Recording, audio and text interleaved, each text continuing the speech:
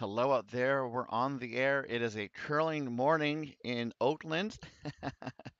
Welcome to the 2025 DoubleTakeout.com MoPac Championships presented by Curling.gg. We're live from the San Francisco Bay Area Curling Club for the women's semifinal between Team Walsh with the blue rocks and Team Thangadurai with the yellow. Both clubs hail from San Francisco Bay Area Curling Club, and they were the number two and number three seeds out of the women's pool play. And looks like we're about ready to get underway. So we are definitely thankful for you all tuning in, and we're hoping for a good game as uh, I think they're waiting for the go ahead from officials.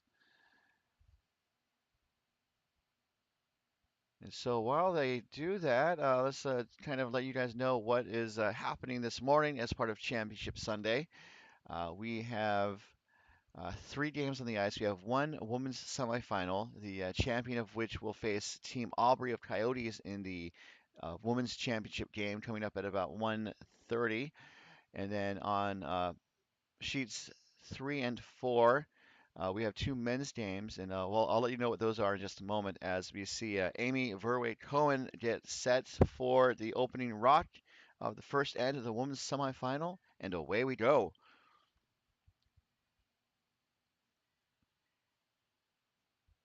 Opening with an out turn, I believe, going for a guard.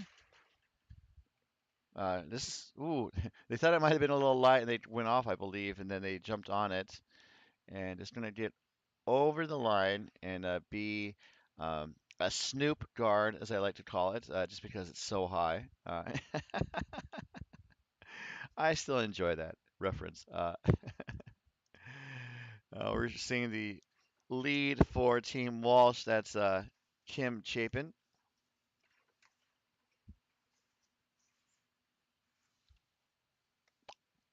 Looking to draw around that high guard. And it's coming into the house. Going to settle in the. Ooh, it might go through the house out of play. And it does. So teams did have practice this morning, but obviously teams are still getting acquainted with the ice, it appears, as the skip for Thangadurai had the broom down for Amy's second rock.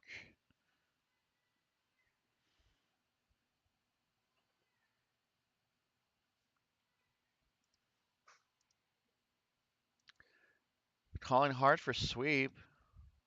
Uh, Looks like the shot is to try and draw around their own guard, and it's going to settle in as a center guard.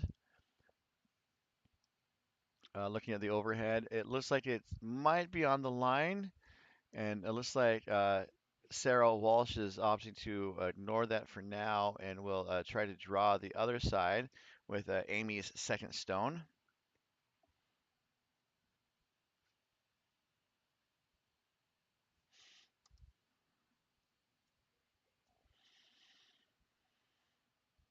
And this rock is also going to settle in as a guard. So I want to time this next rock just to see where it ends up. As the broom is down for Team Thangadurai's second, which is going to be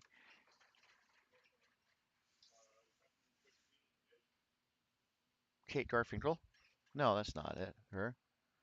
Oh, this is Sub's second, and that's going to be Megan Armstrong. Oops, my apologies for that too. This is kind of coasting a little bit. The sweepers are called off, and that's going to settle through the rings out of play.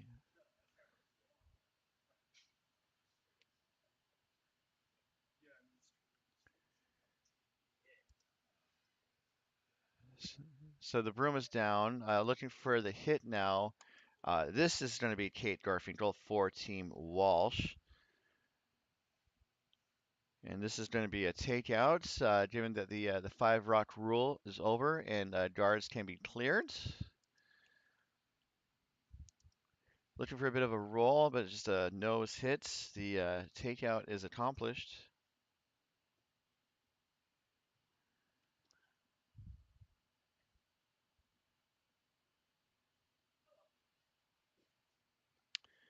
So Thangadurai has the broom down for Armstrong's second rock. Armstrong throwing from the left side of the hatch with the in-turn clockwise rotation. Oh, in-turn, out-turn are technically opposite for a lefty. This one might curl into the guard. Actually, it scoots past the guard and is going to settle into the rings and will park itself in the back 8 foot, buried.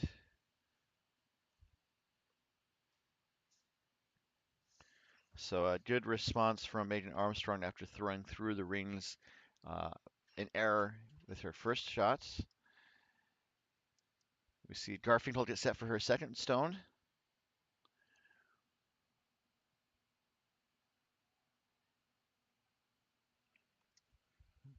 Sweeper jumps on it. That's Gabrielle Coleman on the sweep right now.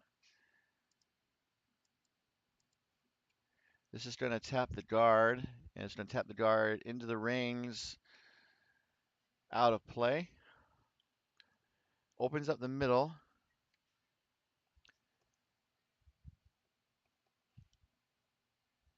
So I think it accomplishes something.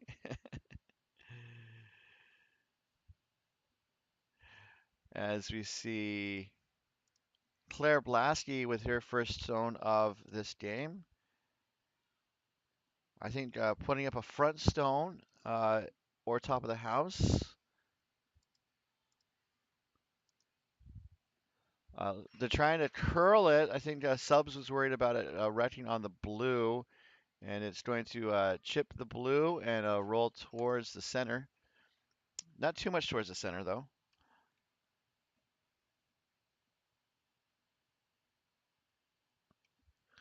So it doesn't cover much.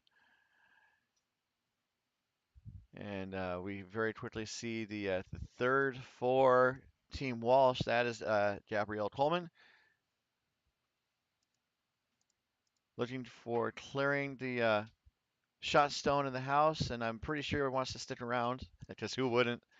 And she does make that shot, threading through the port down the middle. Shot made.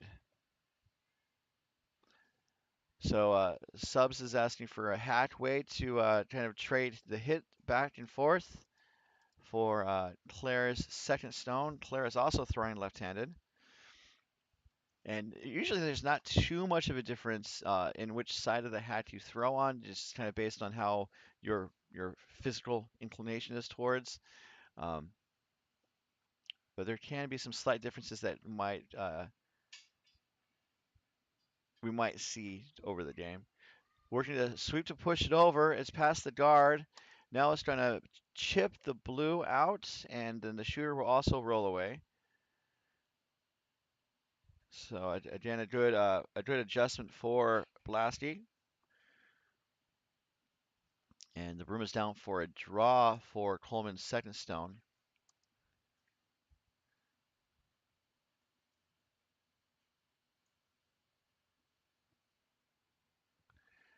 And Coleman's shot is away.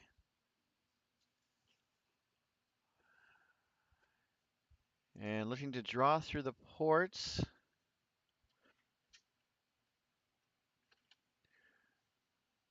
And then it's going to be through the gap in the center. Now the question is, where is it going to sit down? And it's going to sit down in the back 12 foot, I believe, right on the edge. You can call that shot U2 because we found the edge apparently. It's never too early for weird jokes. That's my experience.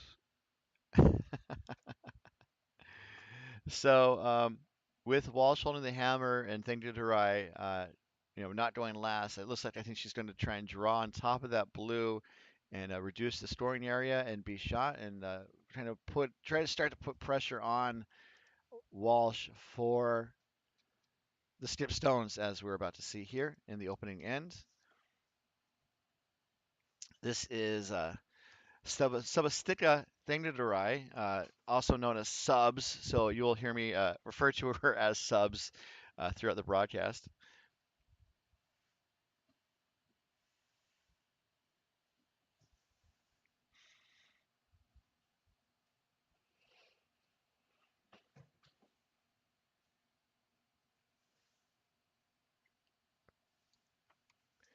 Her first shot's away. It looks pretty similar to Coleman's last rock. It looks like it's tight on the guard and actually crashes on the guard and rolls towards the center. So um, looks like just a small miss there with Thangadurai's first stone. Doesn't close the port and actually protects the shot stone. So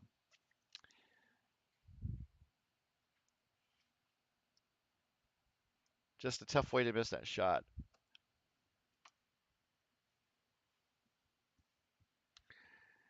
As Coleman has the broom down for Walsh. Walsh is also throwing lefty. Both these teams from San Francisco, so this is their home ice, and assuming they know the ice well, this should be a pretty strong game. And what's on the line for this semifinal is a berth in the championship to face Team Aubrey, and this is going to maybe chip the yellow, and the yellow is going to spill in, and then the shooter is going to kind of take that yellow spot in the center, actually biting the top of the house. So another kind of slight miss from Walsh. So both skips missing there. It I can't say it improves the situation. So I'm back to trying to score the shots. Just to see what type of turn and what type of shot selection is made. I think it's helping just so I can kind of keep an eye on, um, some of if a player is being asked to hit more than draw or vice versa. But we're looking for a draw here from Thangadurai. This is her last, looking to draw the wider port that is opened on the left side of the rings.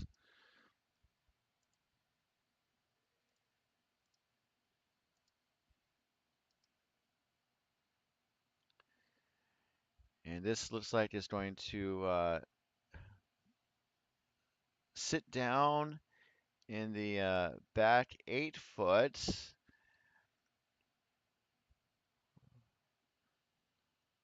It is, I'm going to say, about half buried. So that was a strong response there from subs.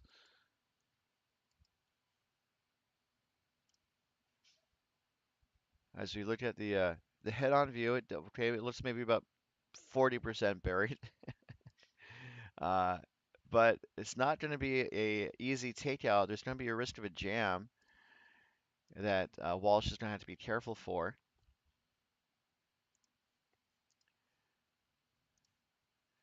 As she gets set and delivers the hammer, the last rock here in the opening stanza of our women's semifinal game.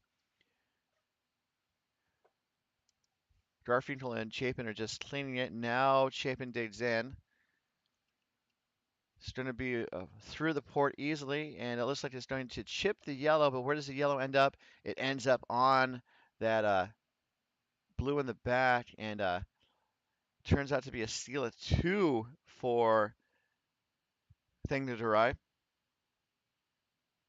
Just that was kind of a difficult shot, and um, I kind of forgot that there was a yellow in the top of the house that could be brought into play. So um,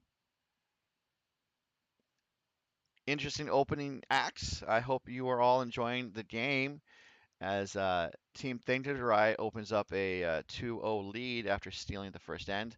We'll be right back in just a moment as our coverage continues from the 2025 MoPac Championships brought to you by curling.gg.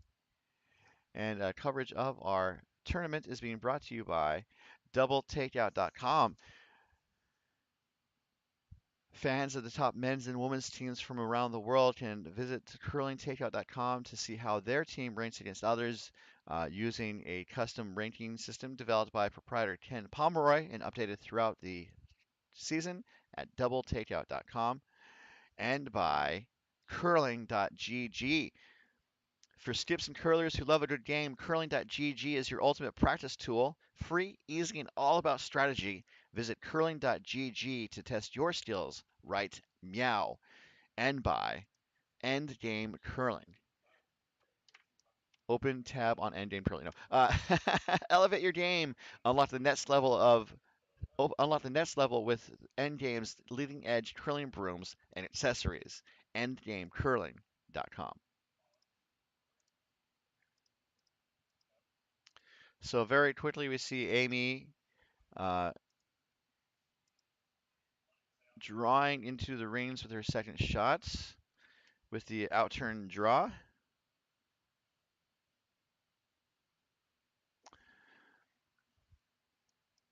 So teams usually move quicker early in an end because these games are being timed,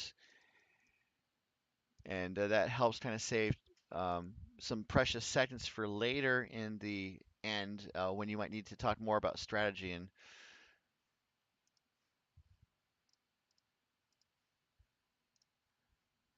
we can see there that they just traded hits back and forth. Kim, I believe, threw the in-turn takeout and made the shots.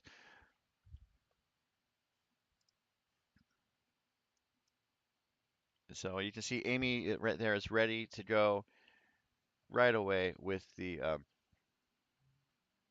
takeout of her own.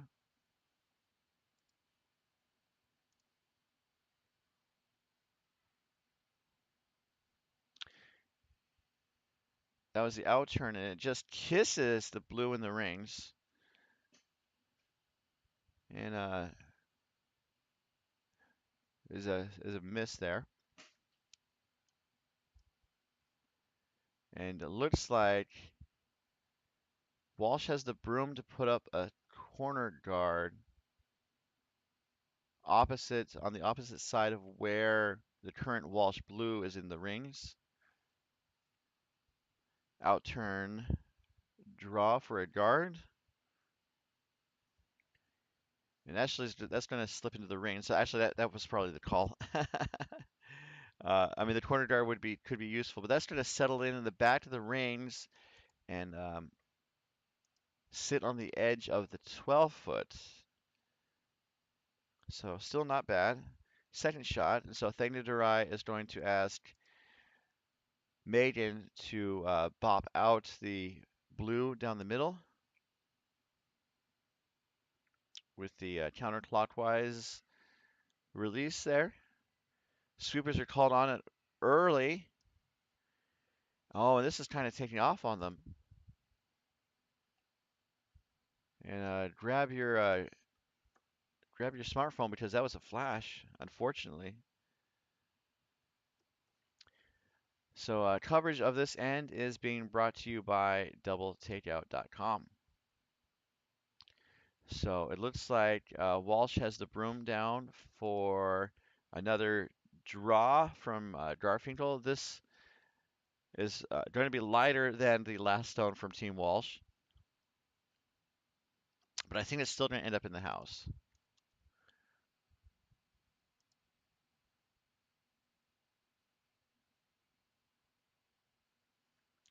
As Coleman is sweeping, actually they're moving to the other side of the rings. And this is going to settle, I think, back 8 foot. Actually slips into the 12-foot area, almost parallel to the other blue in the back. So there's some backing for Thangadurai.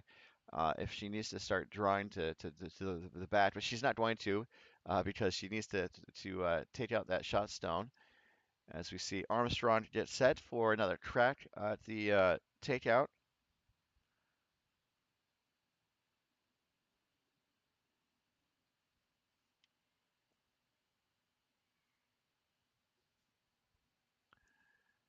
And this is hard. It looks like it's closer to being on the money. And it is. Does it jam on the back? It does not. Scoots past that blue that was in the back upper quadrant from this view, and the takeout is made. So it's kind of interesting. We're seeing Thangadurai, maybe her team trying to get a feel for the eyes, because they sometimes have a slight miss on their first shot and then recover and usually have a much better outcome on their second. As we see uh, Kate Garfinkel's second stone head down the way, looking to put another rock to the right wing.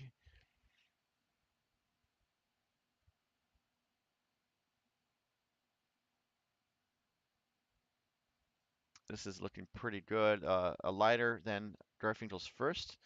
Settles into the top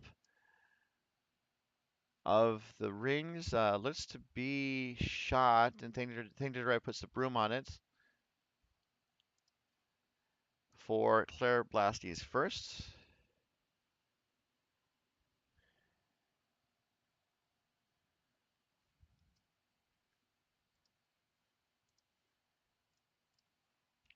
Looking to move some rocks here. Got one, and then the goes by the blue in the back, the bottom right quadrant from this view. So doing some cleaning actions, just keeping a clean sheet.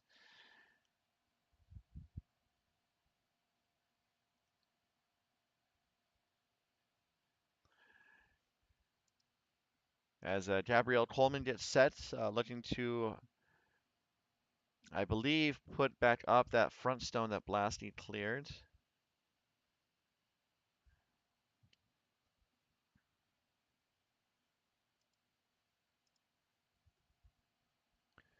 Not a front stone. I wonder if Walsh is trying to put a front stone, or just to put rocks to the wings and then maybe try to set up a multiple point scoring opportunity. This is going to settle a bit deep. I don't know if it's going to set up a possible double. Uh, there's a possible double there. It's something that Blasky might take on.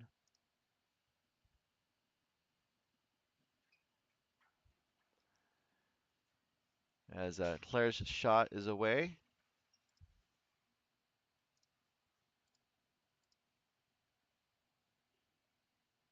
Trying to get one, and it just brushes past the blue in the back. So that was a really close shot from Blasky.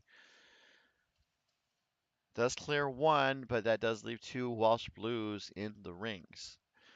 Coming up at the next end break, I'll update you all about the two men's semifinals on the ice. Both games are all four teams in those two games are vying for berths in the men's championship, which is going to be our feature game coming up at about 1:25, 1:30. But we're also hopeful. I'm pretty confident, but I can't say for sure 100%. We've tested out setting up a second stream so we can also show the women's final as well. Um, so we're pretty confident that we're going to be able to do it. So that's why I'm talking about it, and that will also be available at about 1:30. So do stay tuned to the MoPac YouTube channel. I'm so thankful for everyone tuning in this morning. It's a MoPac morning here on Championship Sunday as Coleman puts in another stone in the top of the house,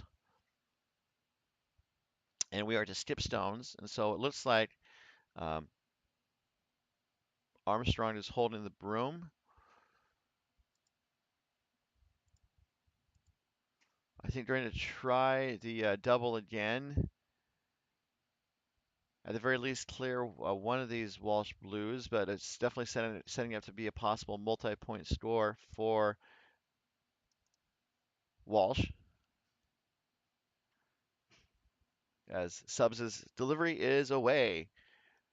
Going for a takeout with the out turn handle. Got the speed on it. Let's see if it's got the right line. And no, it does clear the guard, not the guard, the front stone, but it just scoots between the two blues in the back. It does cut Walsh down to two again in the back. But definitely it's setting Walsh up for a likely two, maybe three.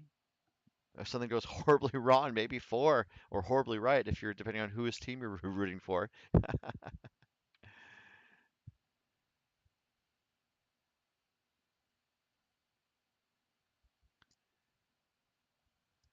So the broom is down. I believe looking to draw to put up another stone, of course, in the rings, just to ratchet up the tension just a little bit more.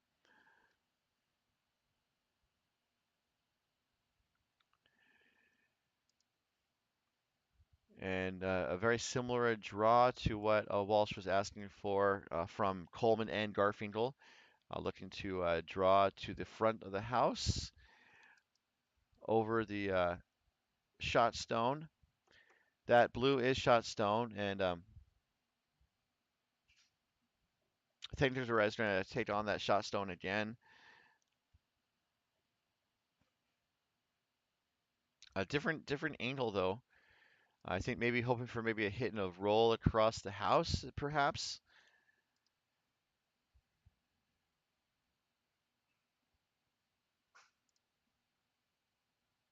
As Thangadurai gets set.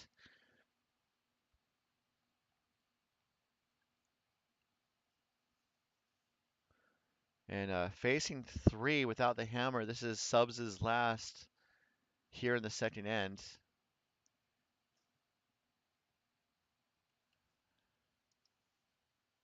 Looking pretty good out of hand. Gonna get one, and then the shooter is gonna roll towards the middle. So I don't know if she was hoping to cross the entire house or just hit and roll and maybe make Walsh uh, pop out the yellow and maybe get lucky with her last. But does clear one of the Walsh blues, is sitting shots.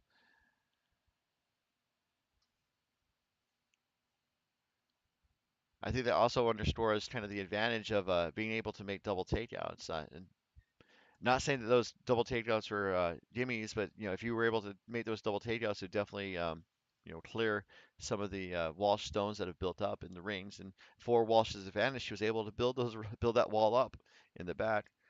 This is Sarah Walsh's last with the hammer, looking to nose hit that yellow on the button for three, and this is looking pretty good as it bops it and it just brushes past the blue in the back, and that is a score of three for Team Walsh. So a good recovery after giving up a steal of two in the first end. It is now Team Walsh up 3-2 over Team Thangadurai. We'll be right back as our coverage continues from the 2025 DoubleTakeout.com MoPac Championships. And while they're taking a brief pause, let's look in on the other two men's games on the ice, just to let everyone know what we're seeing on. One second.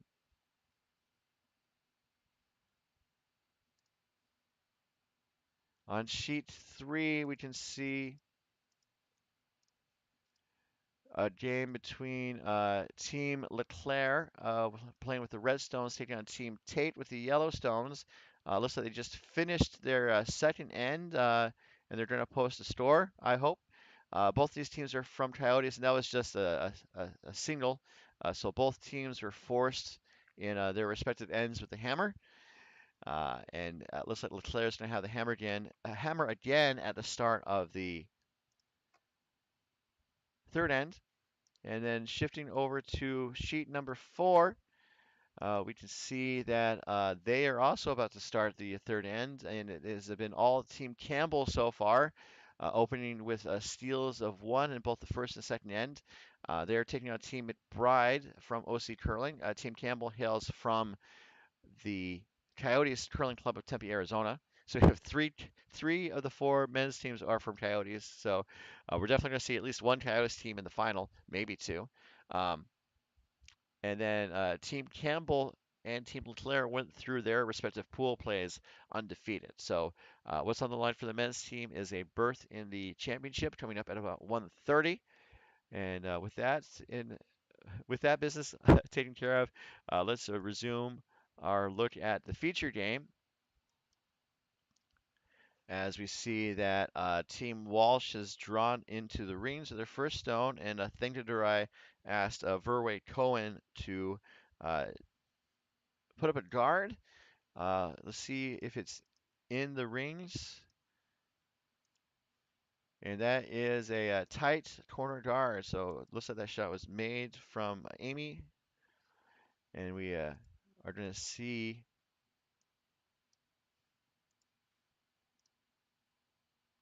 the net struck coming from Kim Chapin. This is going to, I think, draw on top of the blue that was put into the rings. Kim has been curling for 13 years. Some of her experience includes many, many appearances at club nationals, starting in 2012, and most recently in 2024, she has 6 national appearances at clubs.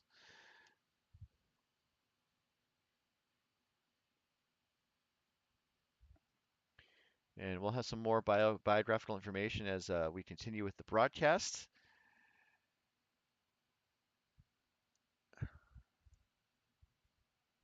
Looks like Amy is being asked to draw around that corner guard, which is definitely a way to do it. You don't see it as much because a lot of play in curling these days is drawn towards the middle or down the middle. But she can make the shot or even tap the yellow. That would also be fine. Yelling for sweep. Let's pretty good. Let's see. Probably going to be around that corner guard. Now the question is, where does it end up? And it's going to settle in the 8-foot ring, buried, a little poking out the outside. And it's good for shots. So that was a great draw there from Amy. As a coverage of this end is being brought to you by curling.gg.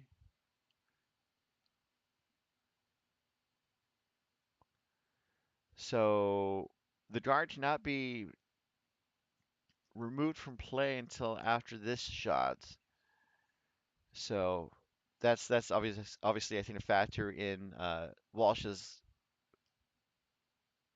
shot making strategy as Kate Garfinkel delivers. Kate's been curling for 17 years. She's participated in several MoPac and MCA mixed events. Was also at the 2022 Women's Club Nationals and also multiple MoPac regional events. She has been in leadership at the San Francisco Club, and we definitely appreciate all the work that the volunteers and the leaders do here at the club based in Oakland, California.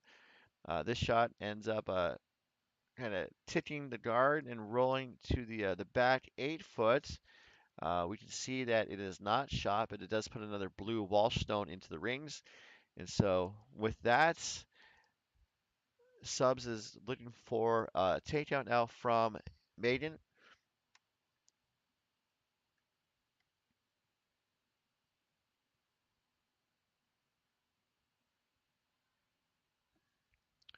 Looking for some pepper here from Armstrong.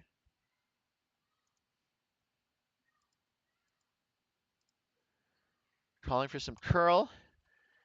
And it does nose the blue and that yellow that sits around for third shot.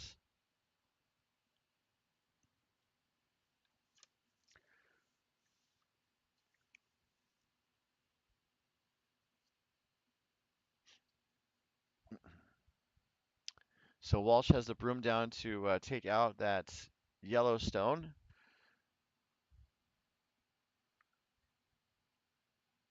Thanks again to everyone tuning in. If you have any questions or comments, drop it in the YouTube channel.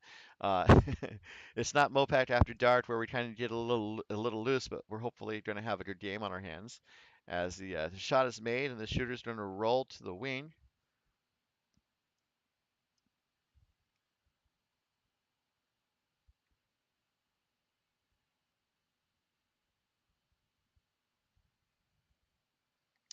So Thangadurai was considering maybe hitting and rolling on the blue, and after talking with the team, has decided to draw around the center stones for Maiden's second stone. She's been curling for 36 years. Recent appearances include participating in club nationals last year as second, uh, and then also playing on the championship team last year at the MoPac Women's Club Playdowns, and that was at Coyotes, if I remember correctly. This shot here, a little heavy. This might go through the rings, but it does. The ruts do slow down and will sit in the back 12 foot. So the how the rocks behave, I think, definitely helped Armstrong with that second shot there. It is partially open, and so I think Coleman is being asked to draw and kind of maybe ignoring that blue for now. That blue is third shot, or so that yellow is third shot. So based on the weight, I think they're going to draw on top of it, perhaps,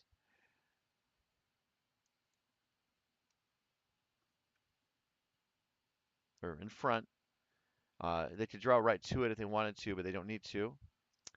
So that was a fun shot there from Coleman as Thangadurai is 1 and 4, but Walsh has 2, 3, 5 in terms of the number of stones counting in the rings or the order. As we see Claire Blasty's first rock head down the ice. She's been curling for 13 years, seen a lot of success at regional competitions. As we see this stone kind of hang out, I guess we're going to see how it curls there. Looked a little wide, and it's going to remain a little wide as it chips the blue, and that may be what they wanted to kind of not tap the blue onto the back yellow. The shooter will settle in the back 12 foots, and the broom is down for a very similar draw coming from Goldman's second. And Coleman's been curling for 10 plus years, was the 2022 MoPac Mixed Champion. Was also at the 2009 Olympic trials as a competitor, trying to win a spot on Team USA. And that's a solid draw there from Coleman. And Coleman's written at least 2 books on curling. I've read the first one thoroughly, and the second one is a book on strategy, which has a lot of scenarios that I haven't read all the way through. But if you want to know more about Coleman's journey to try to win a spot on the Olympic team, she wrote about it. I think it's called Breakthrough Beginner Curling, um, and it's available as an ebook. As we see Blaski's net stone, this has got a little bit more weight on it, but it's also, again, a little wide. Maybe looking to hit something. Hits the yellow in the back, unfortunately. I think they were maybe hoping to hit and roll, perhaps. Uh, it, uh, it just kind of hanged out there.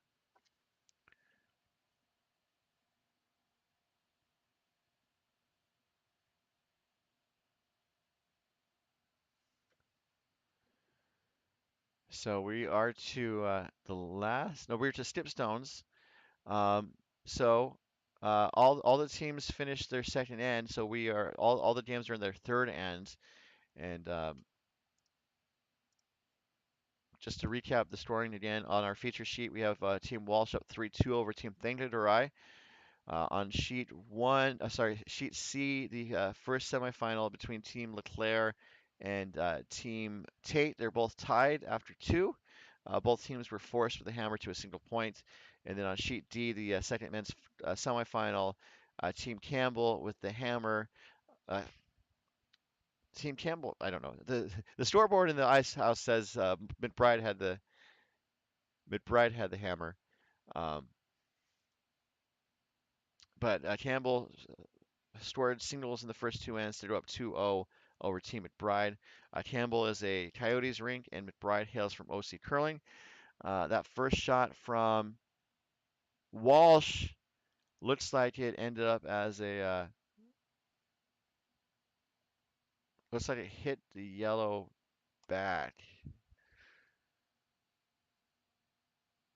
Not quite sure. Talking about scores.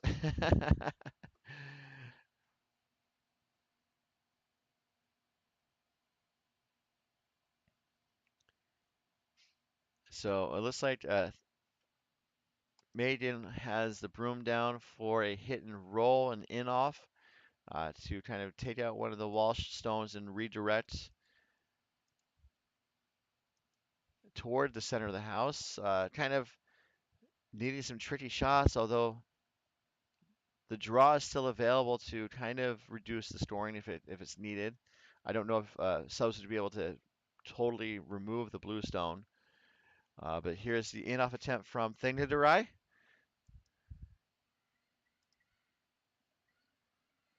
So it looks close. We're going to get a hit, and oh, it does get the blue on off the button, and then the shooter's going to roll to the edge of the 12-foot up in the top of the house. So that was a beauty there from subs Thangadurai.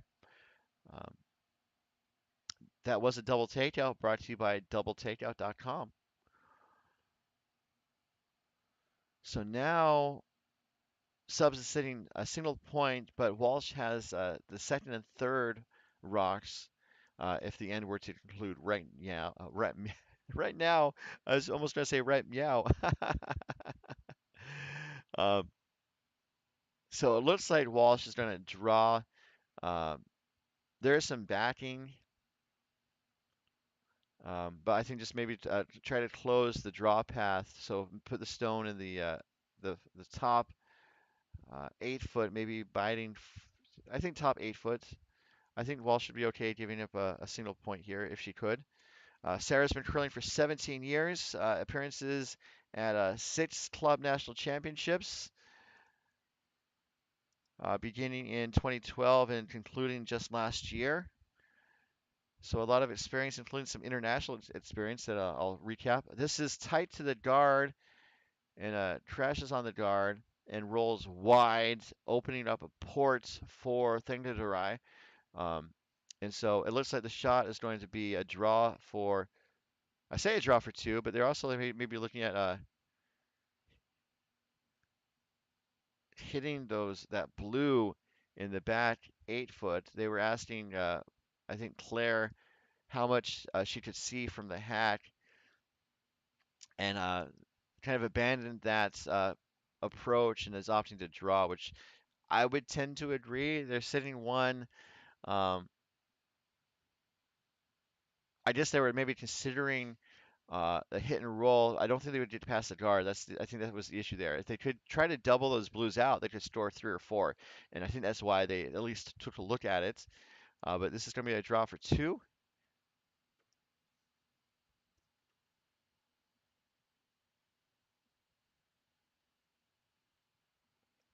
As Thangadurai gets set.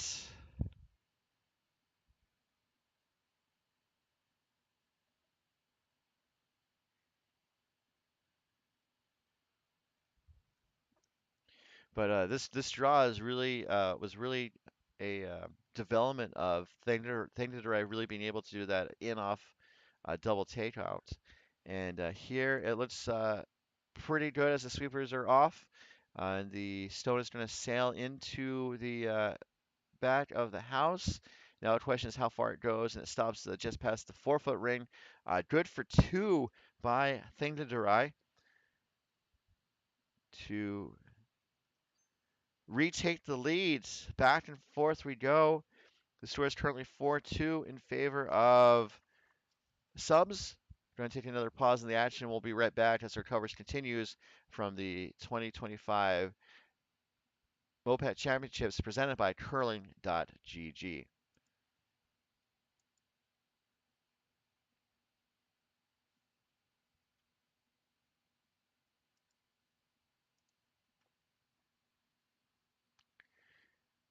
And I was maybe saying take a look around the rings, but all three games are either in their end break or just starting the fourth end.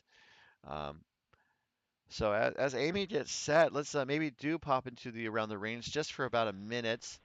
Um, so we can see what happened on sheet four, the contest between Team McBride and Team Campbell. Campbell stole another single point in the third end to go up 3-0 over Team McBride.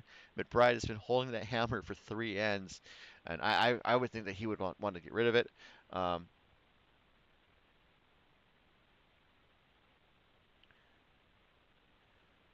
the first rock is away on sheet C for Team Leclerc as they took a two spot in the third end to take a 3-1 lead over Team Tate.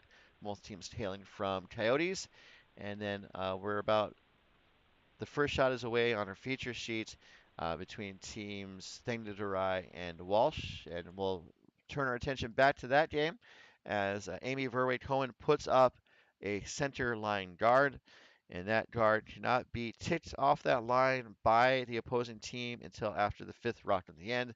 It's part of the no tick rule that has been an extension of the free guard zone that's been in place for quite some time.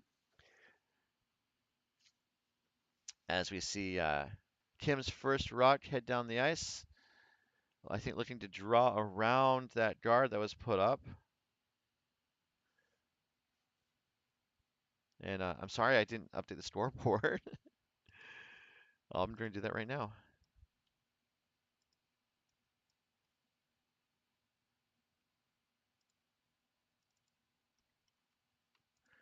Sometimes we do some other business and I don't return to the business of the scoreboard. That rock was taken out of play. I didn't catch what happened there. As we see Cohen's net stone head down the way.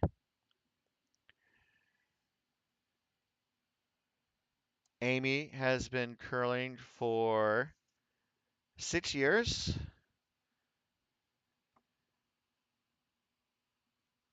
She knows that Claire Blasky was her U18 skip and reconnected when Claire appeared at San Francisco Bay Area Curling last year.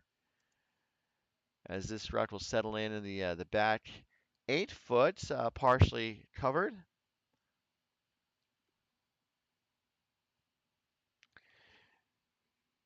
Amy's traveled to 39 of the 50 states in the United States. Originally from Ohio, moving to the Bay Area 2 years ago to escape the snow, which is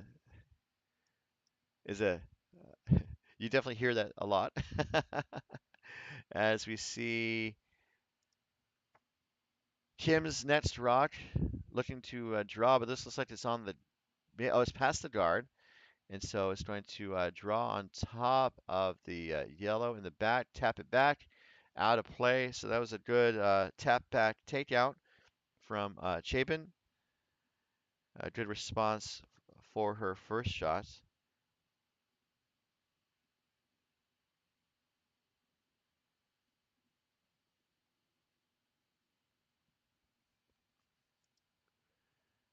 So the broom is down for Maiden's first stone.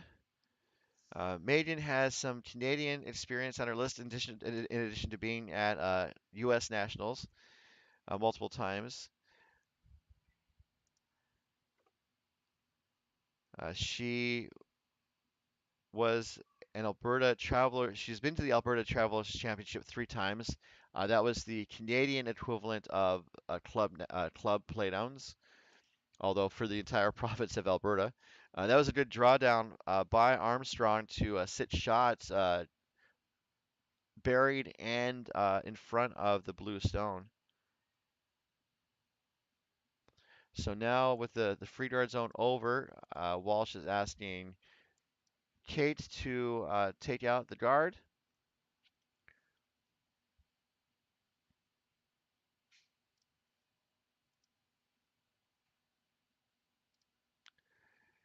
And this will peel the guard as it sails through the house out of play, and the shooter will also say "Sayonara, sucker." If stones could talk, if stones could speak, the title of my biography about curling apparently. Also, "Sayonara, sucker," perhaps.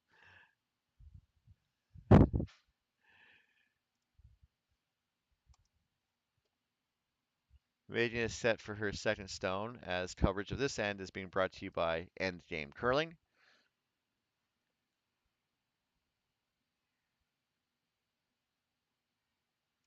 So Maiden's been to Alberta Provincial Playdowns, called the Travelers.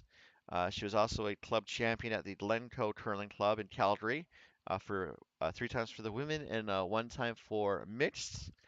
And it looks like she was asked to put up a front stone, and that is going to settle in front of the shot stone in the top of the 8 foot.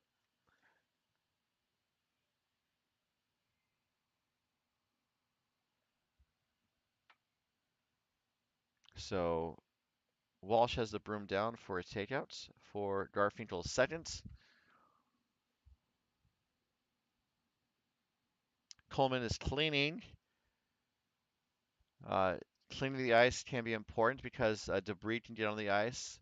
And also, you have the broom down, so if you need to start sweeping, you can start right away. As this will hit the front stone out, and then the shooter is going to roll to the edge of the 8 foot.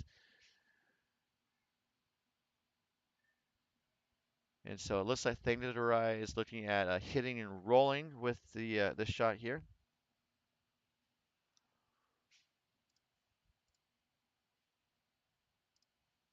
As Claire gets set.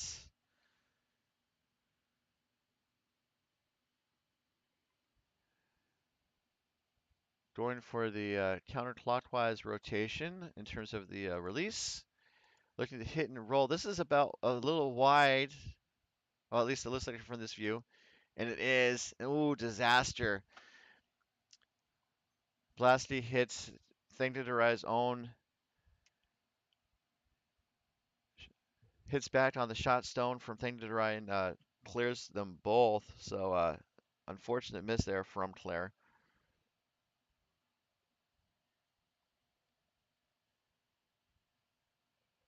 So now it's Walsh that is going to place the front stones. As we see Coleman's first ruck, another counterclockwise release. And we have a second, just to let people know or remind them that, kind of the out turn in turn is based on a right-handed delivery, and it's based on kind of how the elbow rotates. So if you want to do an out turn counterclockwise release, you kind of twist your elbow outward, and that's what we call the out turn. Then if you want to go clockwise, you rotate your elbow inward on your release, and that's why we call it the in turn. So front stone was put up by Coleman, looking pretty good. And so now Thangadurai is going to do the hits. And this is Blasky looking for a bounce back after missing her first shots.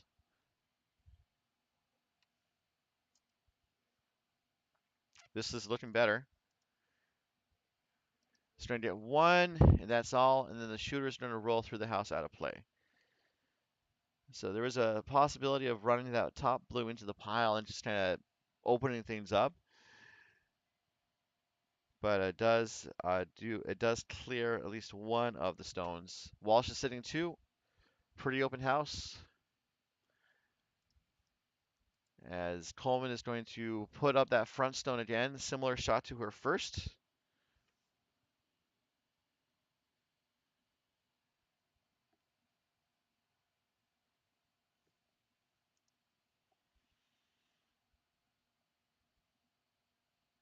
And this, you can see it start to curl just in front of the hog line, and then it's going to settle in the top of the rings, providing some front cover. So we're just skip stones. So Thangadurai could try to peel that front stone again, although that blue shot stone is kind of exposed.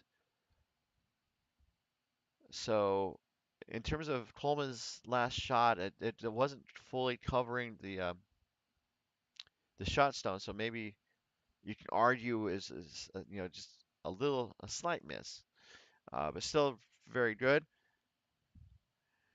As a thing to Durai is opting to peel it out, actually run it in. It looks like maybe to try to get some blues moving.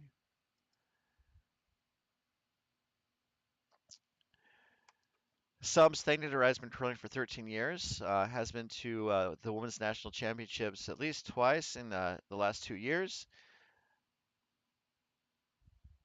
Also was a champion at the 2025 mixed fours playdowns that was played last month at Coyotes.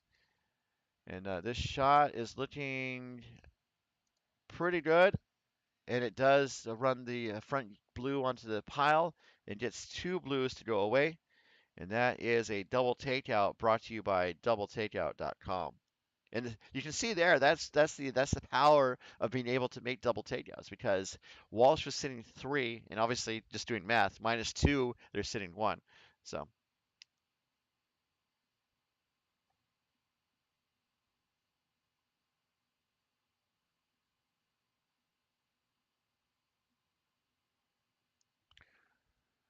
so Walsh is talking over her options,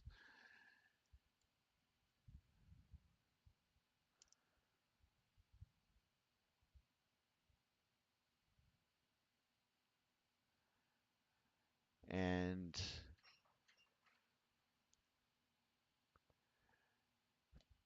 I think Walsh is in a pretty good position. I guess she's maybe worried about setting up a situation where a thing that I could steal. That subs stone ended up in the top 12. Um, so it's something that they can either make a play on or ignore. It's not one of those like shot stones you have to make a play on to get in to score. Um, and they're also maybe saying maybe hit and roll. Um, but it looks like they're opting to draw around that yellow stone to sit two, and then I think maybe forcing subs to decide whether to take out the shot stone and be content to give up two or try something different. As the broom is down for Walsh's last shot of this, not her last shot, it's her first shot of this fourth end. Sarah Walsh, some of her international experience includes playing at the Pacific International Cup, finishing with silver in 2015 in the international pool. Also a silver in 16 and a gold in 2018. As let me show you what's happening. Sorry, guys. Uh, I thought this was a draw, but this is going to settle on top of the blue, and then that shot stone goes to the back, 12 foot. So,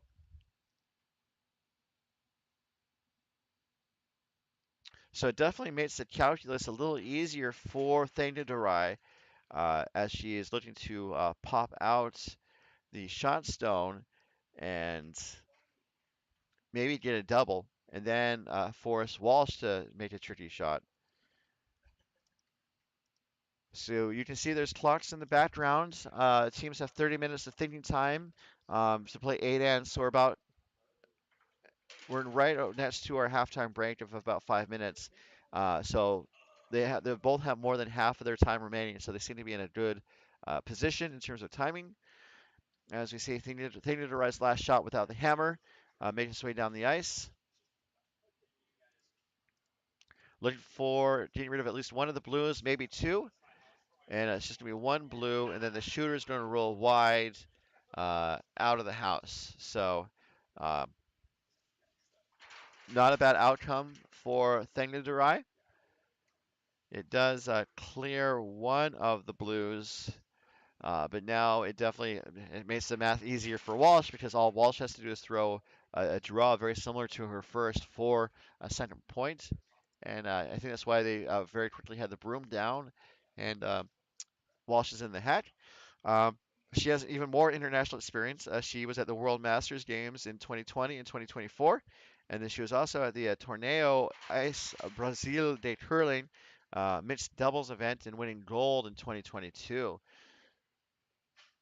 So her shots away, a draw for two to retake the lead as we go into the halftime break. Looking okay. It looks a little hot, but it might hit the brakes or there's some backing. It does not hit the brakes. It hits the blue out. The shot blew out, so it's going to be a force of one for Walsh. But it's enough to tie the game at four. So it's going to be a whole new ball game when we come back after the halftime break, and we hope that you'll join us then, as well as at about 1:30, as we will hopefully bring both the men's final as a feature game and coverage of the women's game as well on a second stream. So glad you guys are with us. Please stay tuned, and we'll be back in just a moment as our coverage continues from the 2025 doubletakeout.com MoPac Championships. And our ongoing coverage is being brought to you by doubletakeout.com. Throughout the competitive curling season, proprietor Ken Pomeroy updates the site with the results from the latest curling events to create a custom ranking of the top men's and women's teams from around the world at doubletakeout.com. And by curling.gg. Test your stip skills against your friends online at curling.gg, free online curling platform with real physics simulation, and by Endgame Curling, manufacturers of the Endgame Origin and Endgame Icon brooms, featuring a large radius sliding bar to slide more smoothly down the ice, and a quick disconnect broom head to remove your broom head quickly and easily without the need for tools. Information at endgamecurling.com. So we're going to take a pause in the action. We'll go around the rings, and we'll be back in just a couple minutes.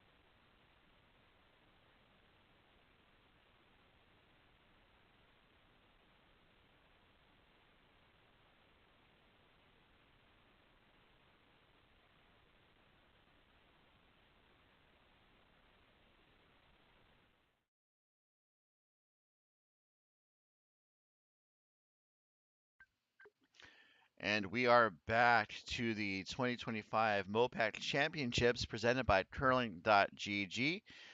First rock is away here in the fifth end of a possible eight ends of regulation as Kim throws a guard to open up the fifth end.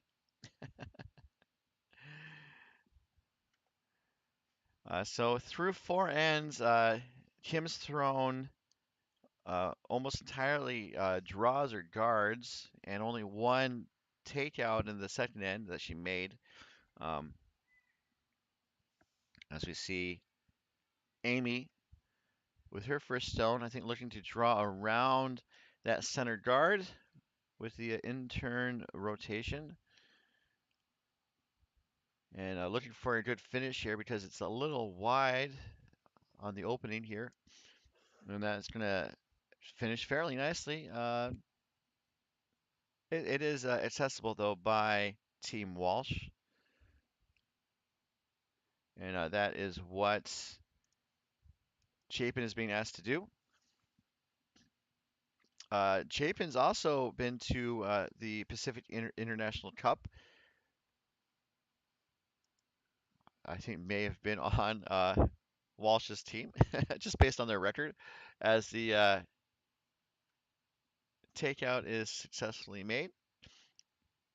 So Kim won silver in the international pool in both 15, 16, and then gold in 2018. So using my Logic Cat, that's the same record as Walsh. So I'm gonna guess they're on the same team. Uh, as we see, Amy is second stone. Her favorite fourth end break snack is dried mango. So we have a halftime during these competitive games, and players have a chance to take a breath, maybe visit the washroom or grab a quick snack.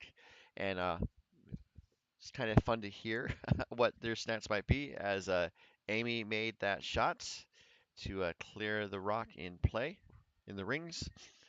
And the shooter rolled wide to the wing, and so now Kate Garfinkel is going to try to take it out. Although this is the rotation is over curling, so that's going to just flash it, unfortunately.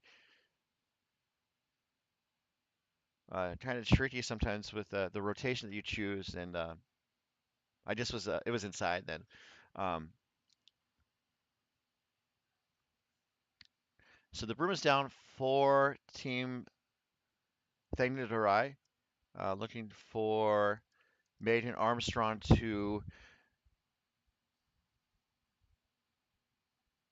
draw around that guard, that high guard that was put up at the start. Megan has thrown uh, through four. Let me switch here. She's thrown mostly draws, but in the second end she threw both hits and as well as one shot in the third end. This is looking pretty good here. As a front stone, Thangadurai has the hammer, so they're looking to try to score multiple points. And when you want to try to score multiple points with the hammer, you want to try and draw play to the wings, to the sides of the sheets, and then put rocks there, and then have it draw for a single point or multiple points at the end of the end. As Garfinkel throws her second stone, looking to draw towards the center. And that's the strategy, the common strategy for teams that don't have the hammer in an end, where they want to control the front of the house and the center of the playing area. And this is going to crash on the guard and roll it over. So you have two center guards, and Thangadurai is now going to try that draw again. So just a little bit light, I believe.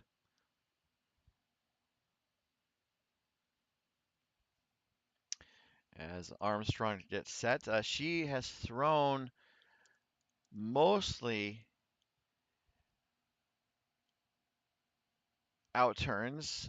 She threw two clockwise rotations in the first end, and she's thrown 2 clockwise rotations here. But otherwise, has been mostly has to throw the counterclockwise turn.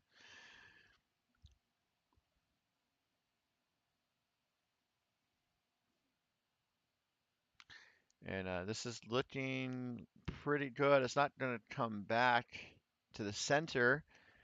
It's going to settle in the back 8-foot 4 shot, and so Walsh is likely going to make a play on it.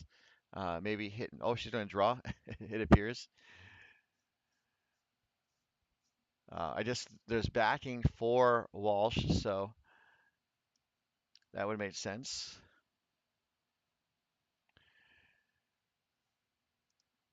As Coleman delivers. Coleman's only thrown 1 hit in this game. That was her very first shot that she made. Otherwise, she's been asked to throw draws or front stones and has made, I think, almost all of them perfectly, except for maybe one by my eye, of course. And I'm not an official statistician, so please do not take my word for it. But you can also check it out at your local library. Which is not true because there are not necessarily a lot of curling books at your local library. But Coleman makes that shot, taps the the yellow out, and looks like Subs is going to try a very similar shot for Blaskey's first stone. Blaskey's favorite fourth end break snack is trail mix, but only the peanuts and M&Ms. So she's not a Gorp fan apparently, which I guess dates back to the 70s. Gorp would be granola, raisins, peanuts. I forget what the O stands for. Maybe oregano? That doesn't make sense. And then the draw on top, a slight tap. Uh, maybe enough to push it for third shot. It's either second or third. So that clockwise tap back looks to be fairly successful. What is the O in Gorp? If you guys know in the chat, let me know. As Walsh is set to draw, I think do a very similar draw tap for Coleman's second stone. Uh, oh, no, it wouldn't be oats. Ah, okay. That's my Sunday stumper, guys. This rock is curling on them. Looks like it's going to get past the guard. Well, actually, I think it may be wicked off of the guard because it's rolling wide. And so now I think Subs is going to want to hit and roll, as she indicates with the broom. So if we don't know what DWARF stands for at the end of this end, I'll look it up online. Um,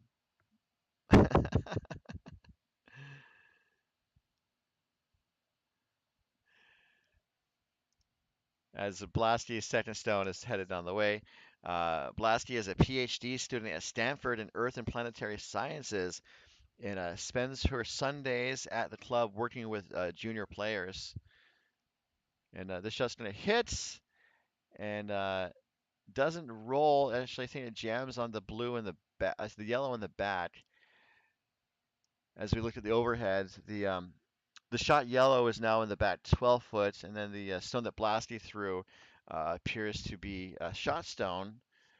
There's some backing though, so it might be hard to plug out, although Walsh could hit it out with a close to nose hit. But I think she's just opting to hit and roll. She's in a position to steal here, so that's why I think she wants to hit and roll. Because if she ends up buried, the stone that's on the outside will not be a factor.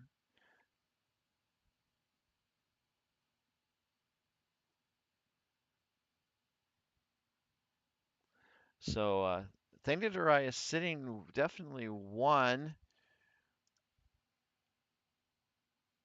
That those two stones along the edge of the 8-foot, they look too close to call, so I'm not going to make a call. As Walsh delivers her first here in the 5th end without the hammer.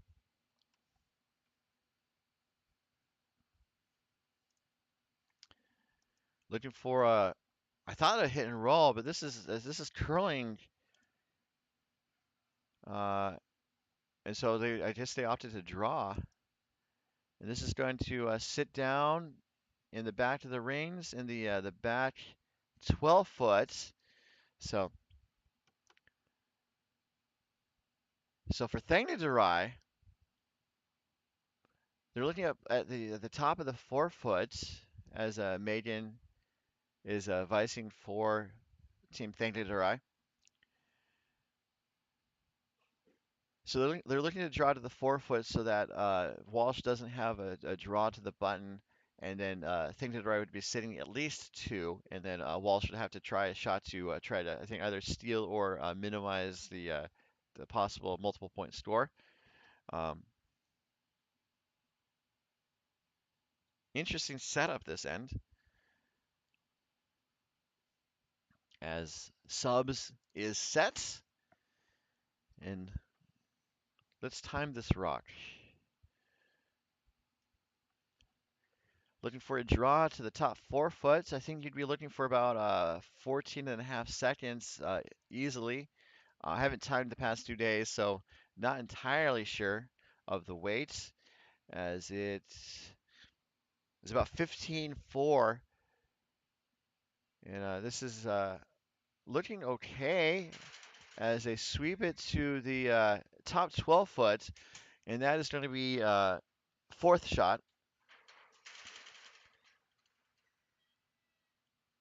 So obviously, subs would have liked to have at least another foot on the sweep there to be the definite second shot.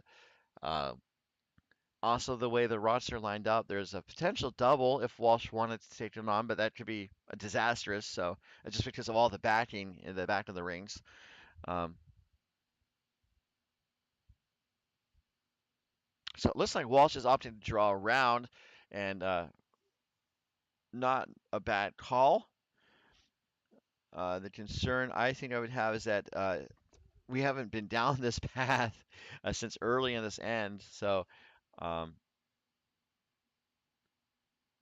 I think they've been down this path twice, and yeah, it's going to be interesting to see if Walsh will have the right weight to basically be full 8 foot, maybe biting the 4 foot ring to be shot. And I guess the advantage is that if she's buried, is Subs is not going to be able to really hit her out. Although there is a port down the middle that could be an option. Ah, so the chat did respond about what GORP might stand for. There's a couple different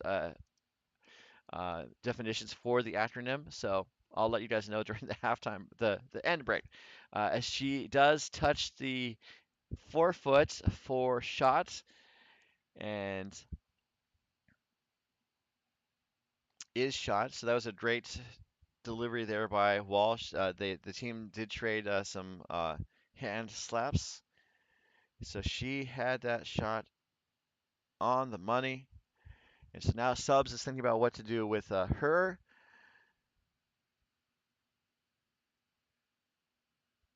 last shot, and so they're opting to draw down the middle. Heavy draw, tap the blue outward and get two, maybe three shots. Could be more if there's an interesting roll with this last shot, but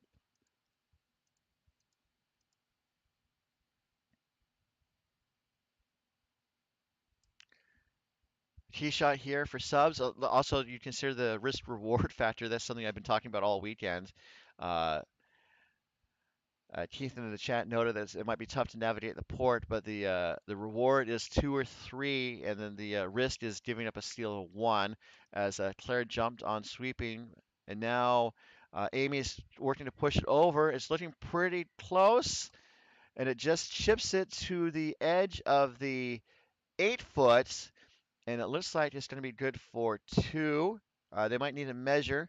It's definitely one. So risk reward, there's definitely going to be some reward. The question is how much. And then they were able to successfully navigate the risk. So that was a excellent shot by Subs. And now the question is, how does it pay off?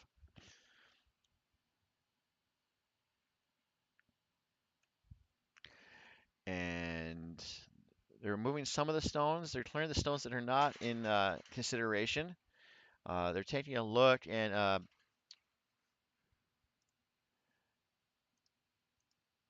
we are seeing one of the ice officials make his way down the ice for the most exciting measure in all of sport.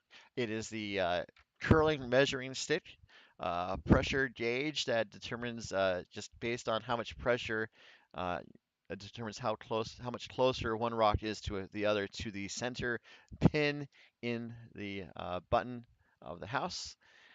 It's I enjoy the measure. And this is, I think, only the third or fourth measure that we've seen on the feature sheet this tournament as they adjust the measure to get ready. So the only reason why this measure works is because there's a fixed point of reference to base the measure off of, and that is the pin in the center of the house. Um, so with that pin, you put the pin in the center, and then you move the pressure gauge to the first stone, apply a little bit of pressure to that stone or to the dial to reflect where the stone is, and then you swing the dial over to the next stone. Then you see how much of a difference of pressure there is. If it's more pressure, that the second stone is closer. If there's less pressure, that second stone is further away. It's it's very simple, but it's definitely I think a very fun, cool tool to see as the official gets set on the first stone. I think it was yellow. That was my initial call, and we will see right now as he has the first rock set. Have not seen the biter bar, Keith. Um, so the first stone is set. The vice skips look on, and oh, it might be blue. And he's pointing to blue, so it is only a single point for Team Thangadurai. It's enough to retake the lead, but they had a chance for uh, up to three, I would guess. So um, risk reward. The reward is kind of like the toy that you get after the dentist's office, or the ironic piece of candy that you get after the dentist's office. It's better than that, but I'm just going for a little bit of a joke. We'll be right back as we continue with our coverage from the 2025 MoPac Championships presented by Curling.gg.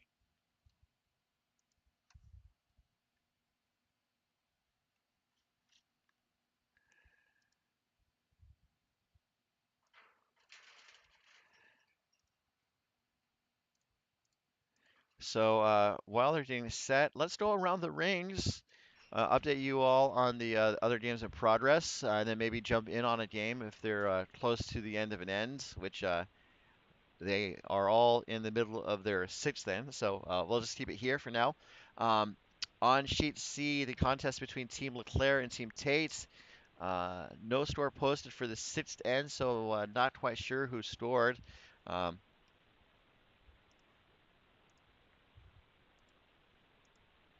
uh, Bonspieler.com indicates Leclerc scored in the fifth.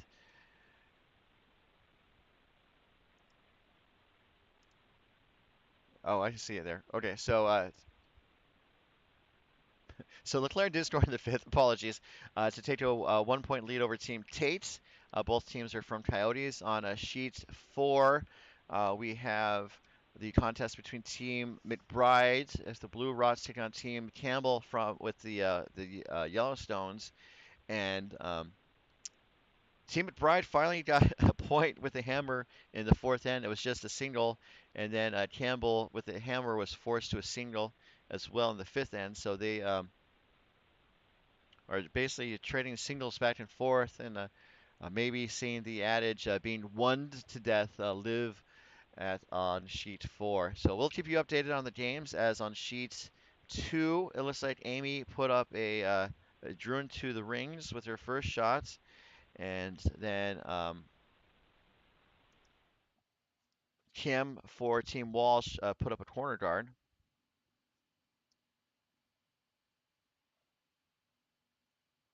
So we see Amy's second stone head down the ice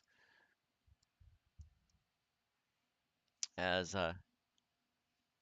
We already know Amy's favorite halftime snack.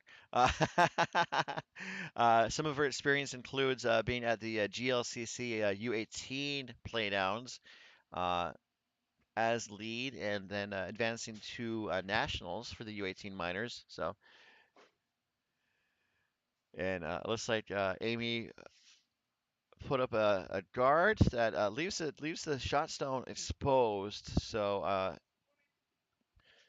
not too bad, but a slight miss, I would say. As we see now Kim being asked to take on the shot stone in the rings with the intern takeout, and that looks to be made.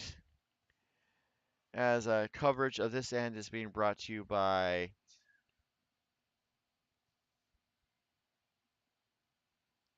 curling.gg. Apologies. I just want to make sure I'm doing the right order for the sponsors. So we have an answer, by the way, of what GORP stands for, thanks to the chat. Apparently, there's a couple different definitions for GORP, which I think the traditional definition was good old raisins and peanuts. And some other people say that GORP could also stand for granola, oatmeal, raisins, and peanuts. But having oatmeal with granola uh, doesn't make sense, um, as Maiden's first stone for a takeout is enough to push the shot stone through the rings. And I will explain why granola and oatmeal doesn't necessarily make sense, because granola usually has oats in it, so you're kind of like doubling up on oats, and I don't know if that makes sense. But we are talking about people who hike, so people who randomly walk in nature, come on. I'd rather be in a curling club. Uh, I enjoy hiking, don't get me wrong, and I do enjoy the energy pick me up that good old raisins and peanuts provides. Um, as Kate Garfinkel's draw around the guard is looking pretty good. Now the question is where it ends up. And it's going to settle in as a tight guard to the ring, so maybe just a slight miss in terms of where it ends up. I think she wanted it in the house. And so, also just finishing the Gorp discussion, the controversial and charged Gorp discussion. Uh, Blasty likes peanuts and M&Ms, so it's not going to be Gorp anyway. It's going to be like Gump or something. Gomp, Gomp. As we see Megan's second rock head down that way, she's going to try the draw around the center stones. And this is hanging out wide. So another question is where it's going to settle in the house. And then the rock does kind of come back, it appears, but it's not going to come back entirely as it settles through the rings out of play. So it creates a bit of an opportunity for Walsh here, as it's an open house, but with some places to draw to. And we'll see who can get there first. Keith in the chat says the biter bar is his favorite, and I haven't seen the biter bar enough to really make a call, because I enjoy how dynamic the measure is with the pressure gauge on the measuring tool. This is a little tight, and looks like it might be on the guards. It's past the yellow guard. Let's see if it's going to get past the blue. It's not going to. And taps the guard into the rings, so not a bad outcome. And that blue is buried, so yeah, not a bad outcome. Uh, A. Tucker in the chat notes that adding the O makes it read better in GORP rather than GRP for granola, raisins, and peanuts, which would be grip, I guess, which is not too bad as a word. But then, like, where's the I then? And then we're going to try to figure out what I stands for in grip. So this is Claire's first shot. Looking to, I think, hit and roll off of the Walsh blue on the wing there. Gonna Ooh, yeah, it does wick off, and now it's going to roll towards the center behind the blue guard. So that was a nice finesse shot from Blasty. That's what they wanted.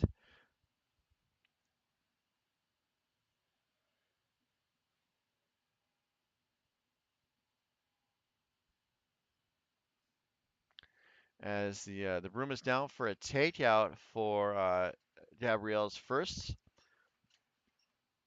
looking to I think looking to run the blue back onto the yellow, and that shot is made.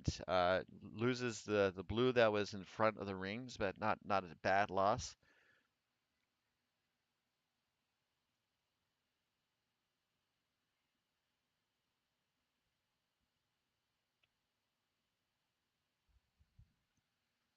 So it looks like Blasty is set for the draw again, and then some of Claire's experience. We know that what her favorite snack is. For those at home, it's good old-fashioned peanuts and M&Ms. Some of her experience includes skipping a team and finishing in fourth place at last year's MoPac Women's Club Playdowns. Also going to the Women's National Club Club Nationals, finishing with bronze as second. And that draw is going to go just a little heavy to the back 8 foot, which is good for shot, but it is exposed. And so I think it looks like Walsh is asking for a heavy draw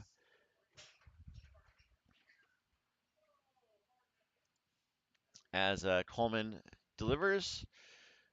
That was a nice release as sweepers are just cleaning right now.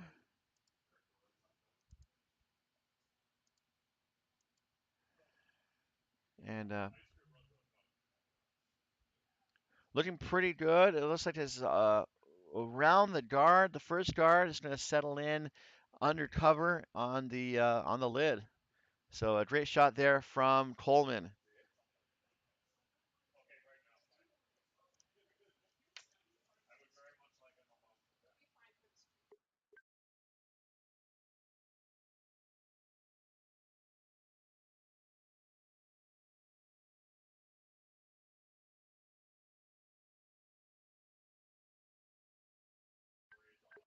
So now Thangadurai, I think, faces kind of a interesting situation. It looks like she's going to try and draw on top of that stone that Coleman just put up.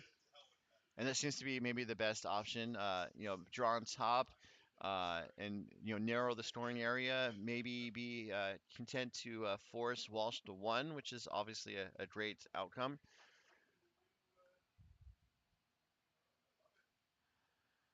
And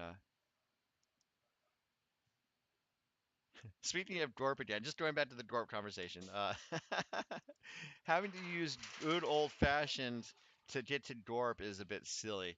But I'm glad it's there, but it's very silly.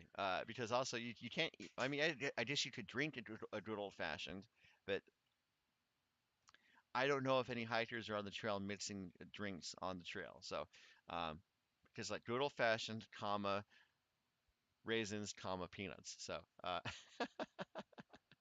that's my final word on Gorp today, guys. Thank you for tuning into my TED Talk. So that draw goes to the back of the 4 foot. It's exposed.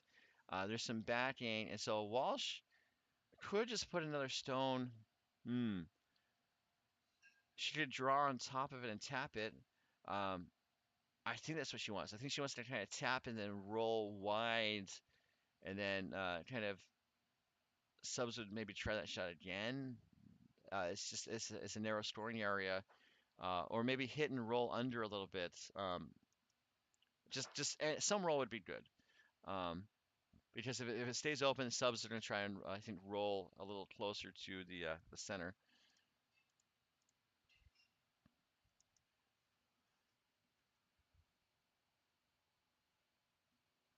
As Sarah Walsh delivers her first rock of this sixth end with the hammer in the women's semifinal. The winner will advance to the final and face Team Aubrey, who are waiting with bated breath to see who they will face. So we're going to see a hit. Uh, the roll, I thought they were going to maybe try and roll just a little bit, but they roll across the house to the back of the playing area, not storing. But I think that's a good call, as it does remove that thing to derive backing. It doesn't provide any backing for thing to derive. So they are going to try the draw again for team subs, team thing to derive. This would also be a good rock to time. So I think it's still going to be about 14 and a half seconds, hog to hog to reach the T line, as the last rock without the hammer is coming from subs and team Thangadurai. Looking pretty good on the weights, perhaps. Sweepers are now on it. I got 15 seconds, and now let's see where it ends up. And this is going to end up in the top 4 foot. So that was kind of what I was thinking the subs wanted for her first shot. So just to really narrow the scoring area and force Walsh to make a shot for two. Also, there's the danger of the yellow going back onto the blue and jamming. Um, it depends on people's tolerance, but Walsh, I think, is looking to, again, weighing risk reward and where to hit the stone. She's looking at maybe hitting the inside of the yellow and then sticking around for two shots. Um, right now in the rings, Walsh is sitting 1 and 4, while Team Thangadurai is sitting 2 and 3. So she's lining up the broom to hit the inside of the yellow because she wants to avoid that jam in the on the shot stone. And the broom's down, and she's sliding her way towards the delivery hack.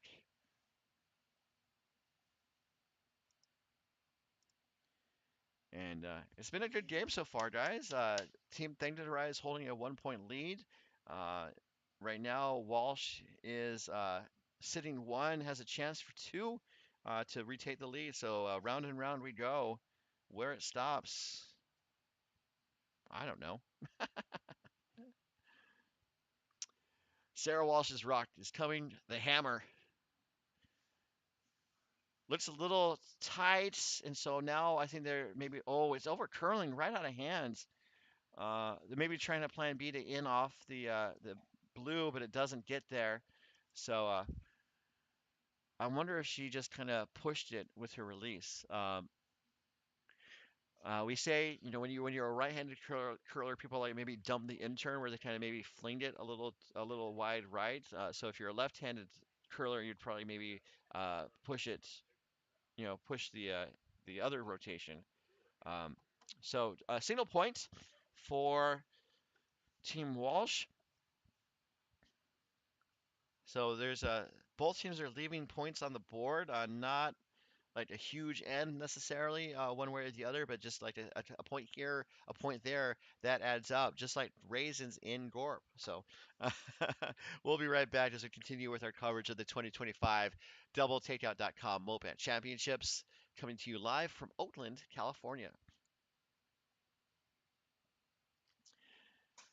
So the club volunteers gave me a note last night about upcoming events, and so I wanted to let you all know what is happening here in the club. They've also asked me to stop saying the club, but they can't stop me uh, because we all fam here. Uh, So coming up next month, there is the Oaktown 5 and Under on February 7th through 9. Four teams with for players with 5 years of experience or less. There are several team spots remaining. And then coming up on February 21st to the 23rd, the California Curling Classic is for teams from California. And there are four team spots remaining.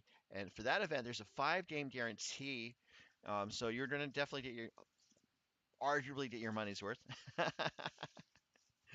um, as you see Kim Chapin throw up the tight guard. Looks like it is touching the center line, so it cannot be ticked by the other team until after the fifth rock to the end. So the California Curling Classic, February 21, 23. Registration is open for both of those events. As we see Amy's first shot, I think looking to draw around.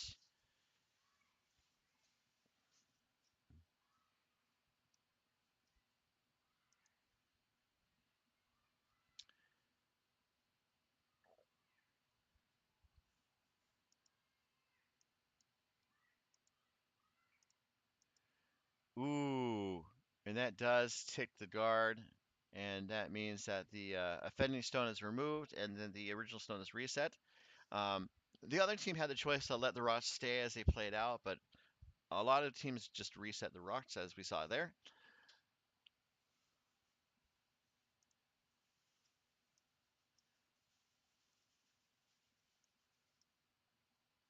As Kim took her jacket off, so you know this game is serious. This game is heating up. So looking to draw around or maybe tap the blue into the rings.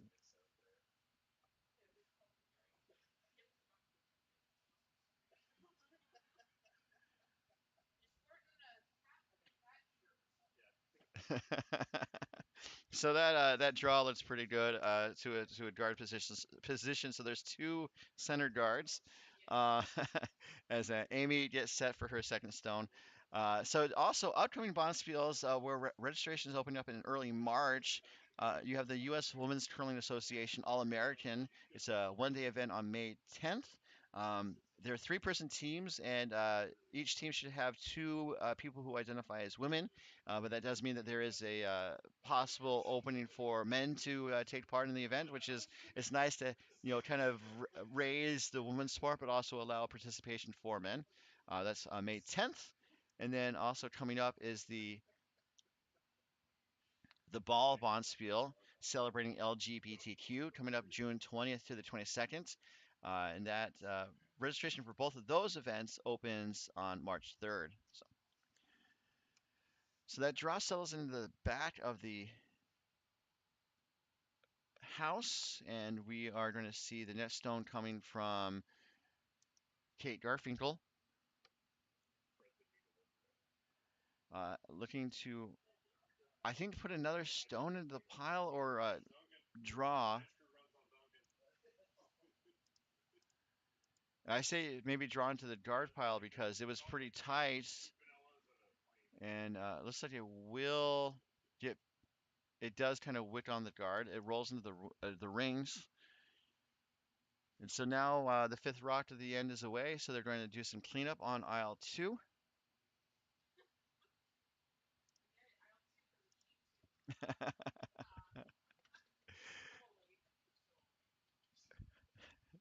Maiden Armstrong to set for her first stone. Looking for some granite to fly.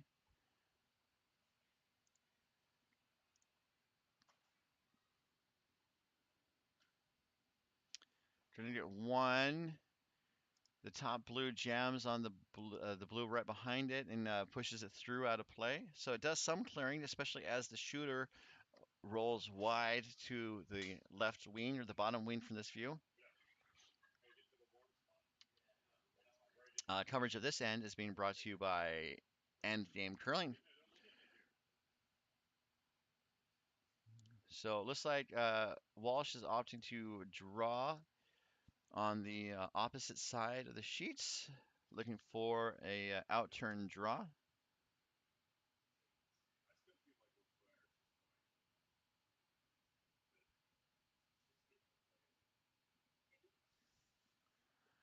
And let me show you what I'm seeing. This is tight too. This is going to crash on the guard and push the guard back towards the center. And then the shooter's going to roll to the top of the house, maybe for shots. I don't know if that's what they wanted. It does improve the situation a little bit, and Subs is looking at still trying to blow up those guards in front of the house. Guard and front stone. As Armstrong gets set. Did we say what her favorite snack is?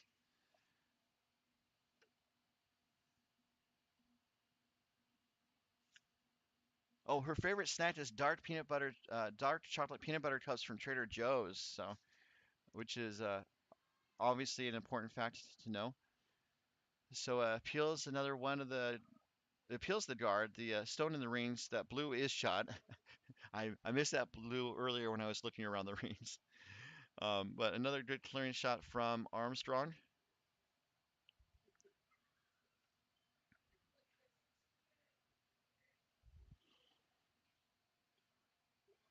So now Walsh is sitting 1 and 2 perhaps. And so she's looking at what to possibly do. She's not going to try and draw directly, maybe tapping, although she could also draw behind that blue. Or maybe they're saying, yeah, I mean, they're set up for a tap, I believe, just based on where the broom is positioned as Coleman pushes from the hack.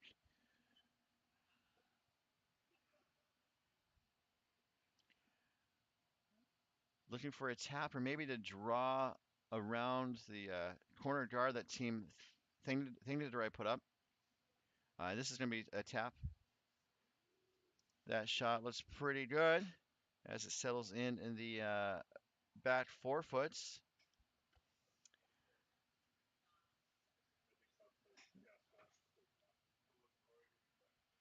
So it looks like Subs is looking to maybe just tap that blue back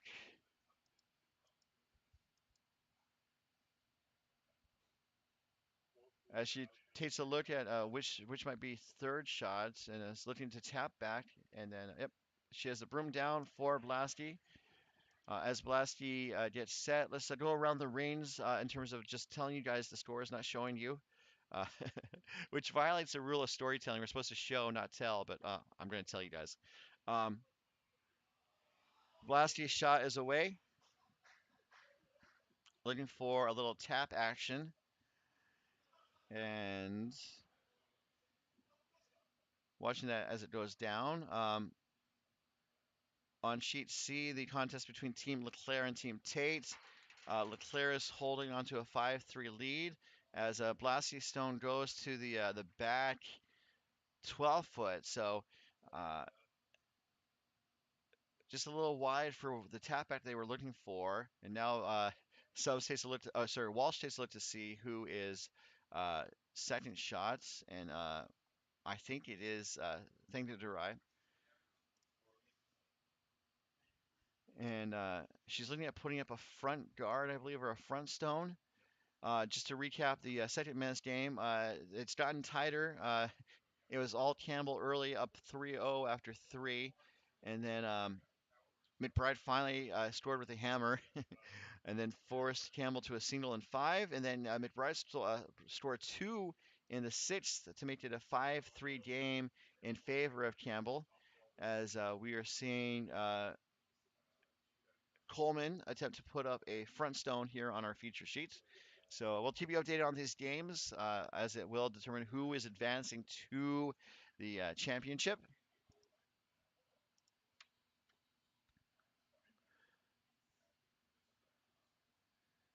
And that's a good front stone.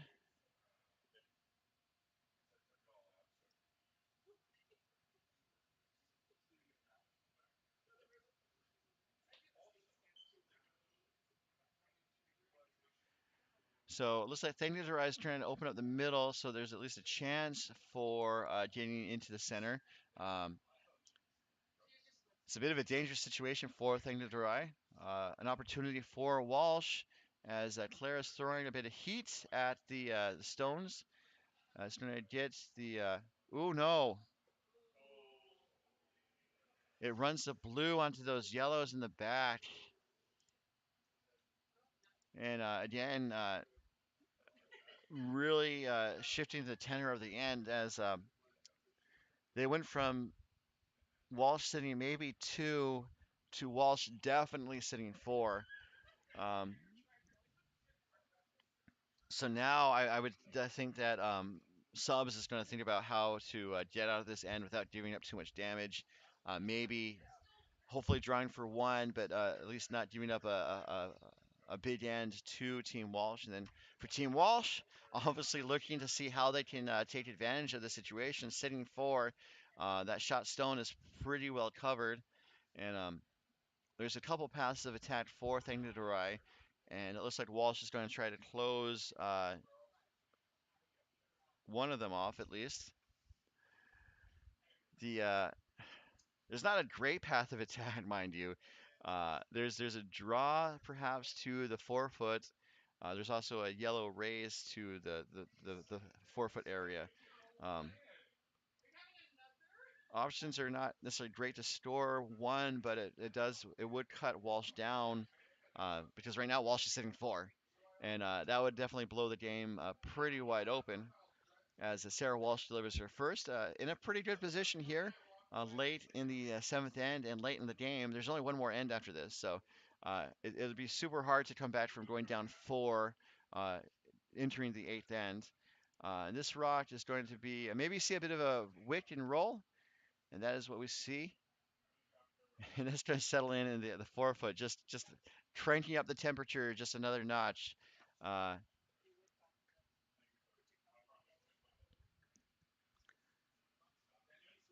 So this is a tricky situation as Subs is considering her options with Vice Megan Armstrong.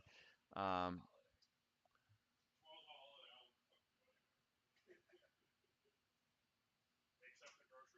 they're looking at maybe running the blue back onto blue, looking to run the yellow back onto blue.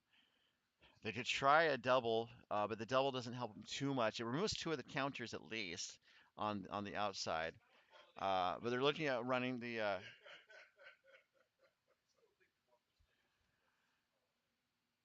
they're looking at running the yellow back into the pile, which there definitely seems like a good prospect as Maiden has the broom down.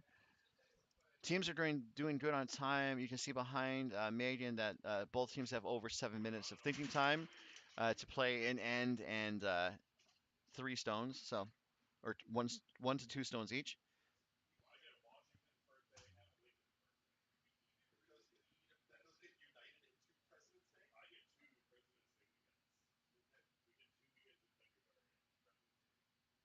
So Subs is set facing five Walsh Blues in the rings. This is her first chance to try to shift that with her opening rock of two skip stones. Sweepers are on it. This looks like it might be over curling. It's looking pretty close. So it's going to hit it, and it's going to run the yellow onto the blue on the outside 4 foot and pushes the yellow that got run back to the edge of the 4 foot. So it definitely improves the situation. There's a very lonely yellow surrounded by a sea of Walsh blue. Um, it's currently Walsh sitting one, three, four, five, and then it is Subs sitting second stone. And looks like there's a couple options for Subs for her last. And so again, going back to Walsh saying, how do we kind of secure this advantage? Not so great an advantage as it was just a shot ago, but Walsh is still sitting really in a good position, in a position to steal. And that is, I think, what she wants to lock down as the broom is down by Coleman. And Walsh makes her way down to the hack. Looking to, I think, just draw and close the draw path on the right side or the left side from this view.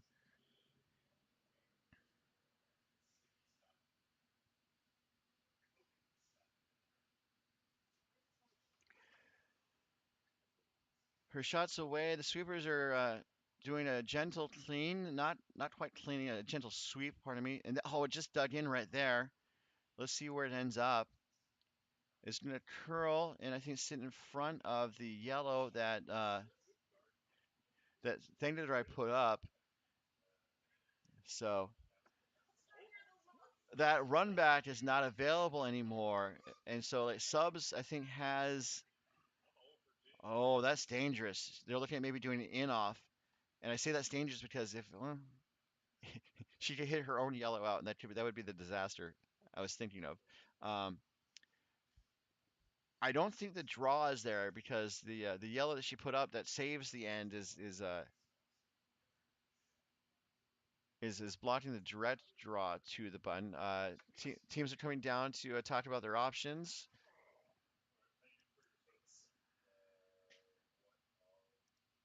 And let's take a look. All right, so that's the view from over the shoulder in the behind the house. The other dangerous option is to do the double. Okay, so again, we need to go to the risk reward discussion that I love to talk about apparently.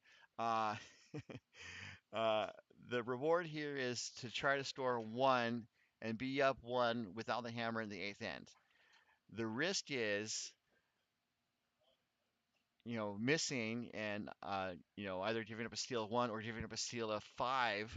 And giving up a steal of five is going to be a lot worse than giving up a steal of one. Um, the room is down, going for the draw, and I definitely feel that it's probably the best risk reward factor as subs will draw and maybe tap the yellow back and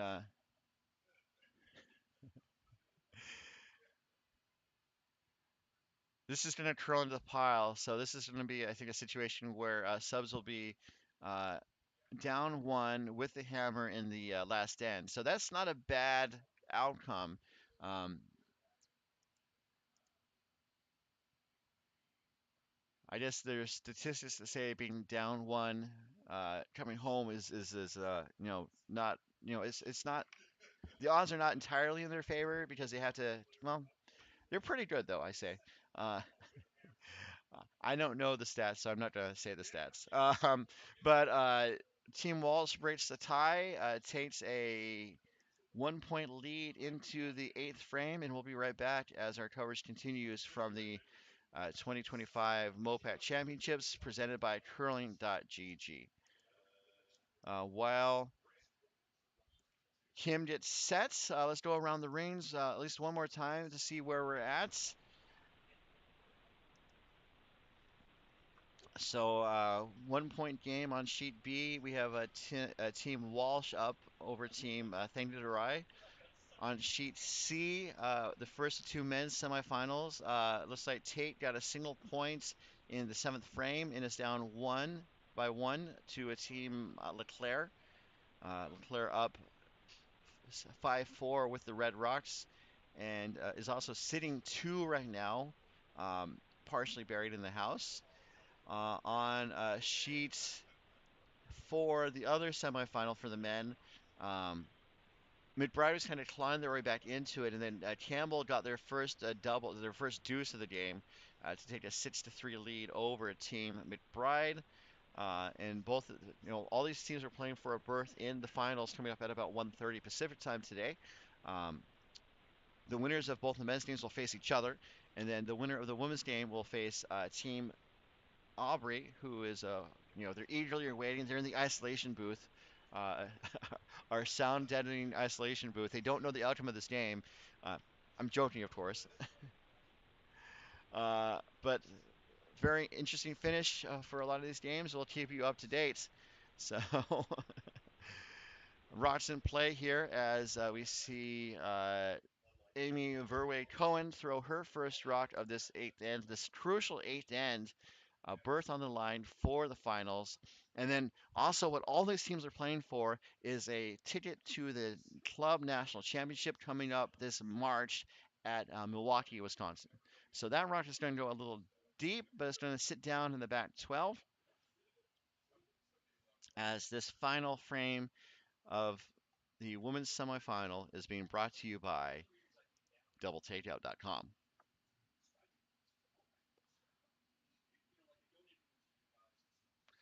We see Amy's last delivery of regulation, and it looks like Amy's, sorry, Kim's going to draw around, maybe take the guard up.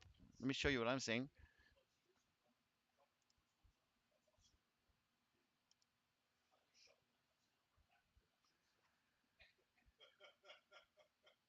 does tick the guard, and then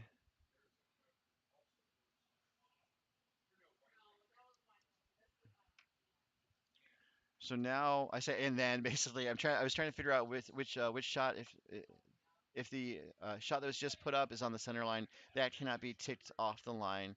Uh, and I think that's what happened.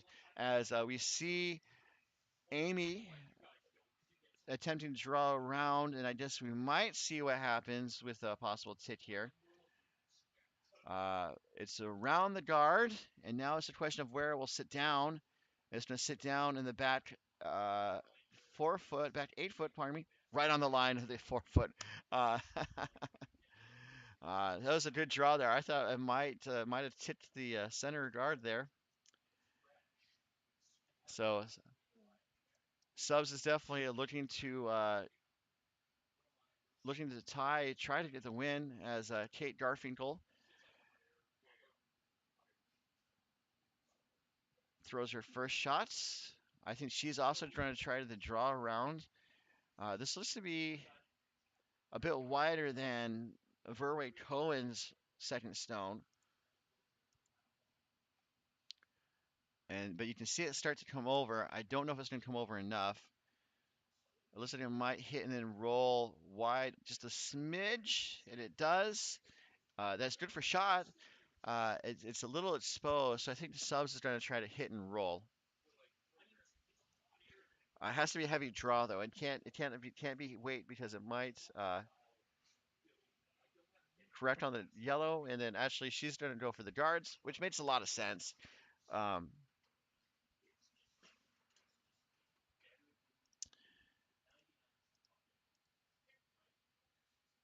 so the broom is down to clear the guards for Maiden Armstrong. Maiden was also on the MoPac Mixed Champion team.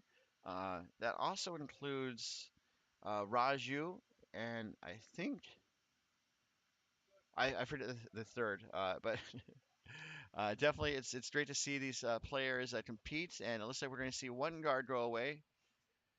Uh, the first guard kind of wrecks on the other guard, and the first guard rolls into the rings. Shot stone is open, and it's not shot stone. That yellow in the back is second. Apologies. And so Walsh is looking to kind of close down access to the front of the rings for Cade's second stone here. Teams still have plenty of time. I don't think either team has used their timeout. Each team has a 90-second timeout of regulation they can use. If there's an extra end, they get a new set of time and they get a new timeout. They don't. None of the time or timeout in regulation carries over. This stone is over curling a smidge and will get over the line, so it does protect the shot stone more, and then but it leaves the button open. So subs is looking to put a rock in front of the 4 foot area for Megan's second stone. Um, Megan threw some heat her first shot, so we'll see if she can dial her weight down. That can be one of the areas that is tricky for people who curl. Sometimes you're asked to throw heat in your first shot, and then hey, you need to slow it down for a guard in your second stone, and sometimes it can trip people up. This is looking pretty good. Looking to keep it high. Okay, now they're looking for maybe a plan B to draw on top of the blue in the back four, and it's pretty close. It's right on the button. It's right in front of the T line, so Walsh can't draw to it.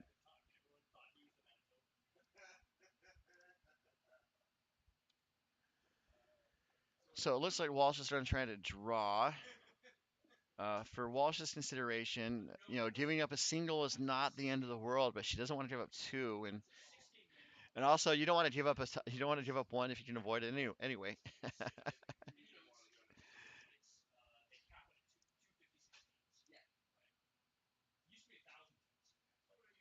This is over curling a bit, but actually I think it might. This could be good for Walsh, as it hits the yellow back onto the yellow that was in the back forefoot. Yellow is still shot, but there are two Walsh stones hovering nearby. Um, and so it looks like Thangadurai is going to ask Claire Blasky to draw onto, kind of do a similar shot to what Megan just threw.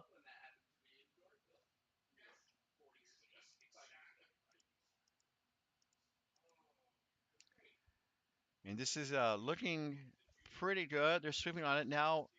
I think they want it to hit the brakes, and it does. It does right on the pin. So did not have the measuring tape. That was a good draw shot challenge if they were finishing practice. So revisiting that last stand about Subs' shot selection about a possible in off. Um, Jim notes that the in off would give you two chances to score, the double or the dead roll. And that's fair, but also like the risk reward. I mean, like it's just for one. I thought so. Uh, Coleman's throwing heat. Just going to hit the yellow on the outside and rearrange things. Kind of move the stones in off the button and push them to the left. Um, Thangadurai is still sitting shot. Yeah, I was thinking they would be totally fine being down one, coming home with a hammer, and I thought that was part of the geometry of the situation. So Blasty's going to be asked to draw a second time. Apologies for that. We're going to see how it comes down the ice. Uh,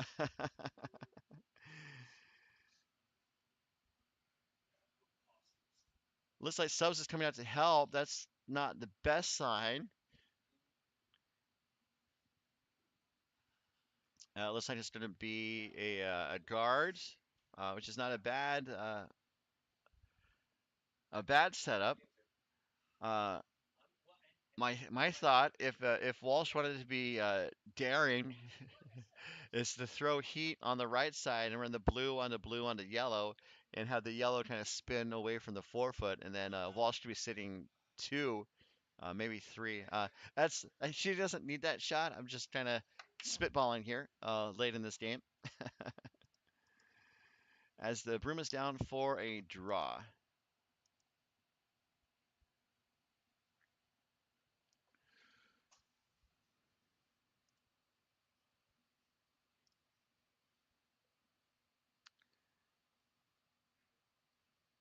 So teams haven't been this far out in a while. It'll be interesting to see how Walsh does. Although I think she nailed a similar draw a couple ends ago. So let us see what's on tap here for Sarah Walsh and her rink. Both teams hailing from the San Francisco Bay Area Curling Club. We had a really good game here on tap. As this rock is looking pretty good. Expect to see it hit the brakes, and then we'll see where it stops. It's going to use the back yellow for backing. So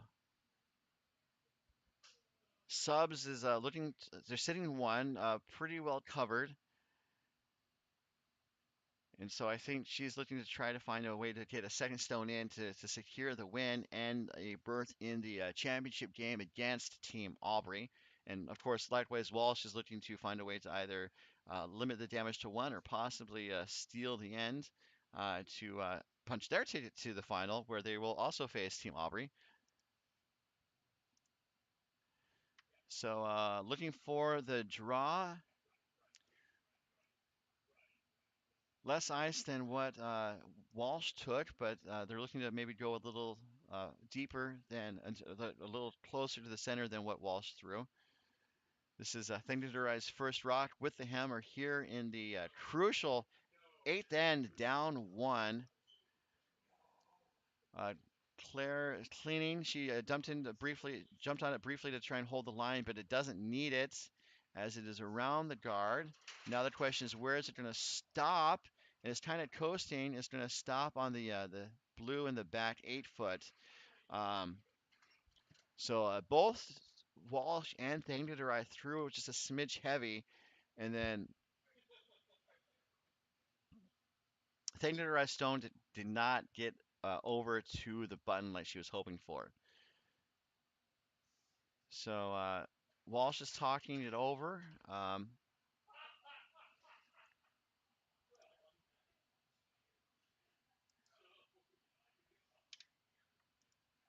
We can see that Walsh has over 3.5 minutes of thinking time remaining. I think they were also talking to their front end from the delivery side of the sheet, just to kind of see what they can see from the delivery side.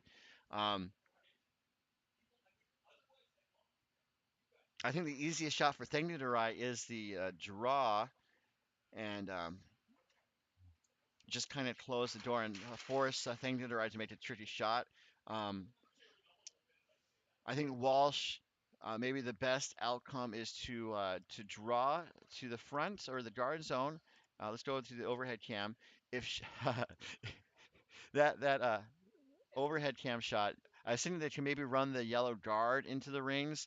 That is a long run back. It's not impossible, but I think it's going to be a little tricky. But that might be the shot that Walsh leaves for Thangadurai as we see Sarah Walsh throw her last rock of regulation here.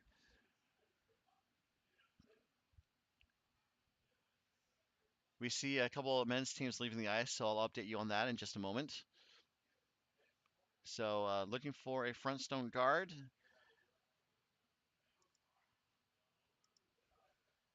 Looking not too shabby. And it's going to settle in the top 8 foot. So there's a couple options for Thangadurai. There's that silly long run back, as teams call their timeout, as Thangadurai calls their timeout. Um, we can see here that Thangadurai has 90 seconds. And then once the timeout ends, she'll have 2.5 minutes to throw her last rock. So plenty of time as the front end makes their way down to talk to Subs and Megan. Looking at the situation in the rings, it's a kind of a tricky situation. Obviously, Walsh did a really good job of kind of minimizing the options for Subs and Team Thangadurai. Um, the run back is a kind of a possibility. They're maybe looking at maybe angling. I would guess they can maybe angle off of the blue that Walsh just threw, but I don't know if the path is there for that.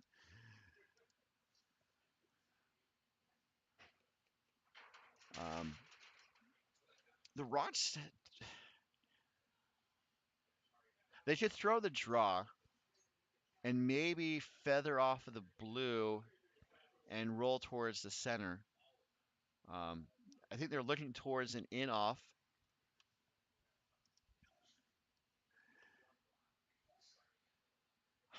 The port, I think their concern is also the port's not there. Um, so I think the in off might be the shot they're going to try. As Subs is making her way down to the other delivery hack. This is a key shot. They're sitting one, looking to find a way to take the second point and the win and punch their ticket into the women's final coming up at 1:30.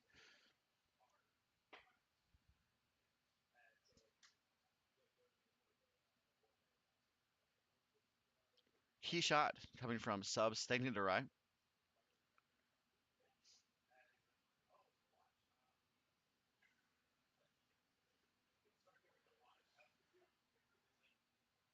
Her rocks away. Amy sweeping, I think, the hold line. Looks like they're going through a port, perhaps. Looks like it's on the yellow, and it's going to hit the yellow onto the blue, where it won't do any damage. So if you want bonus curling, we've got bonus curling, as it is a score of 1 to force the extra end. And we'll be back in just a moment as we continue with our coverage of the 2025 MoPac Championships presented by curling.gg. Taking a look around the rings, just to update you guys on the games on the other sheets. It looks like the men's games are both done, so we will know who is going to the men's final. Our featured game coming up at 1:30. On sheet C, the contest between Team Leclerc and Team Tate. It is Leclerc securing the win. Looks like they ran Tate out of stones in the eighth end. And then on sheets four, Team Campbell, also Coyotes, was a 7-3 winner over Team McBride. McBride hailing from OC Curling. So we have a Coyotes clash on tap for the men's final coming up at 1:30. We're going to see two undefeated teams face off against each other for a chance to win their way to Club Nationals coming up this March in Milwaukee. That's going to be Team Leclerc taking on Team Campbell. Do join us for our featured game at 1:30. But right now we got bonus curling, so we're going to get to that right now as I update the scoreboard.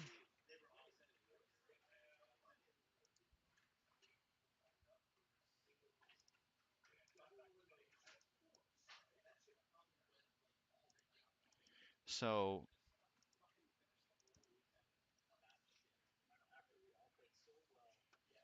Team Walsh has the advantage in this end with a hammer.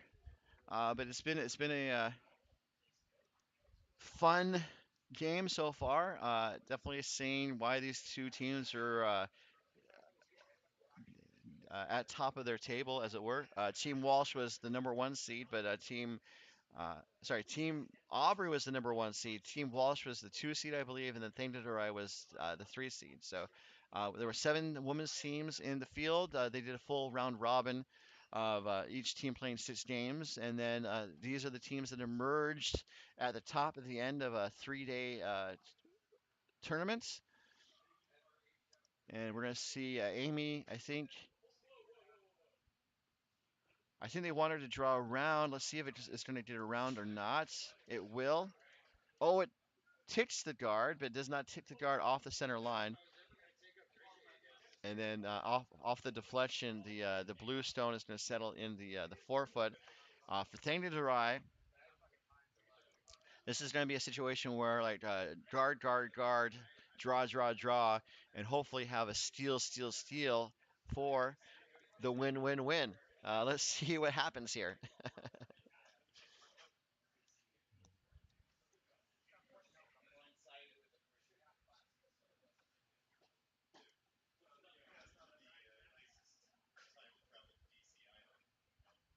So it looks like they're trying to draw to the top of the 8 foot, but it's coming up a little light. Trying to put up another guard near the center. Looks like about 3 or 4 feet of separation between those two stones. And Kim Chapin is being asked to draw again. Uh,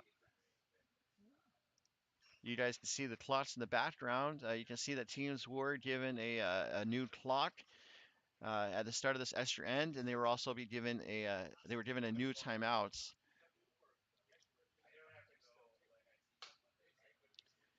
And Chapin puts up another rock in the rings, sitting two Walsh Blues. And so this is a situation where Thangadurai does not want to move those guards unless absolutely necessary. As Megan Armstrong gets sets.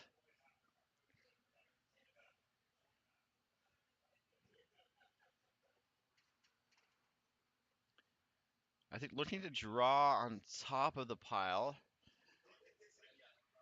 as the sweepers jump on it for distance.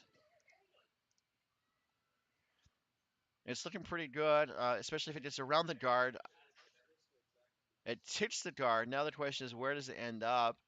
It's going to sit down in the back 12, I believe. That is the case. This broadcast is presented by the authority of the Mountain Pacific Curling Association. It may not be reproduced or retransmitted in any form without the express written consent of the Mountain Pacific Curling Association. Although I like to say, if you can recreate these games with the Weeble Wobbles, the Fisher Price people, we might give you permission because Weeble Wobbles fall down, uh, but they don't crack. Is that the phrase? But how many curling broadcasts talk about Weeble Wobbles? I ask you. This stone from Kate Garfinkel's going to clear one of the guards, and the shooter's going to roll to the side out of play. That's actually hanging onto the side of the sheet in play, but likely not a factor.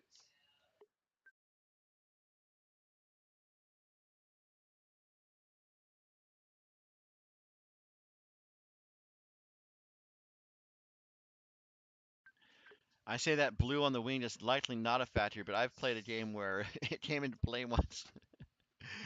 uh, it may be a fact that I may not be a good curler at times. Looking for a draw here from Maiden second. Looking to, I think, draw around the center guard. Maybe a little wick off of the blue would not be bad as the stones make their way down the ice. Looks like we're going to see a little wick and roll, just actually a tap. So it is Walsh sitting two with a Thangadurai yellow in front. And so now Walsh has the broom down for another peel for Garfinkel second.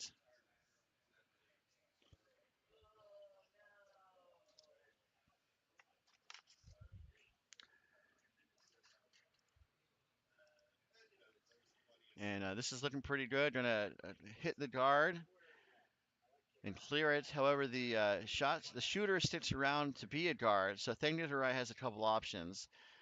Um, I'm curious for Thangadurai. I mean, they're looking at maybe running the yellow onto the blue, but I'm curious about drawing on the other side. Because you can see the most of the forefoot is open, and but you can if you can bury it behind the guard, that might be something that they see that I'm not. Maybe the stone won't get over. Um, but basically, there's like a wall of backing, from the angle. Uh, I guess there could also be the fear of Walsh running the blue back onto a yellow, as we see Claire Blaski's first rock here in this extra end.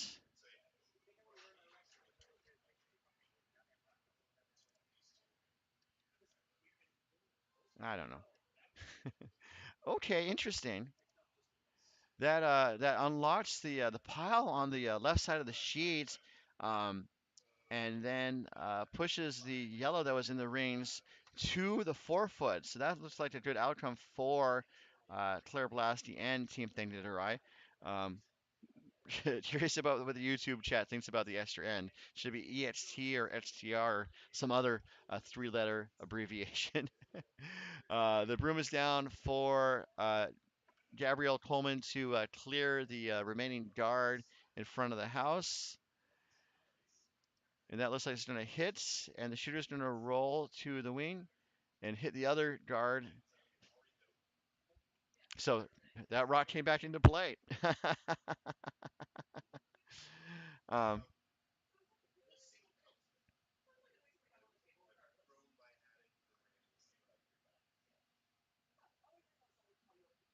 so Thing to right, sitting 1 and 4 is looking to, I think, draw and put up a guard. That makes a sound strategy. As Blasky is ready. Oh my gosh, I apologize for that. Um, she's going to deliver her next stone.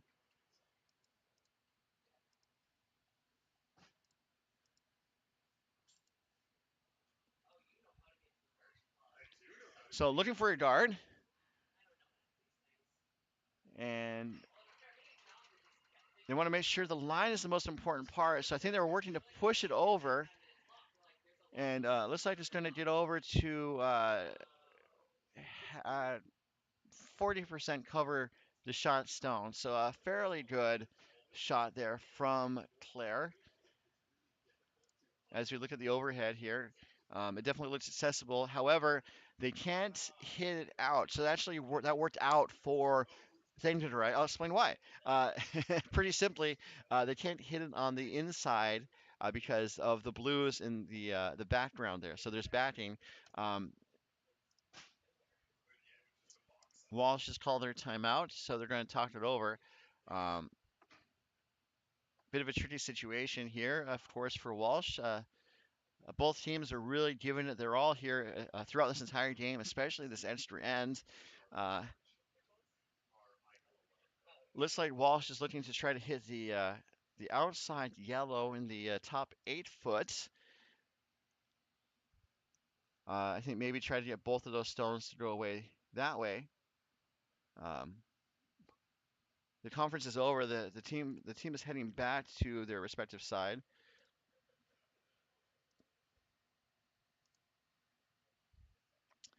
And Coleman is getting sets as it looks like Walsh is asking Gabrielle to hit, basically try to double. The double looks there, but also there's a chance of jamming, but I think that's just a chance to at least get rid of one of the yellows and help open up the front of the house. So Gabrielle's shot is away, looking to see one or two yellows say sayonara. And we do see one yellow go away. The yellow that was there, the second yellow rolls to the 8 foot, and Walsh is shot again. So well done.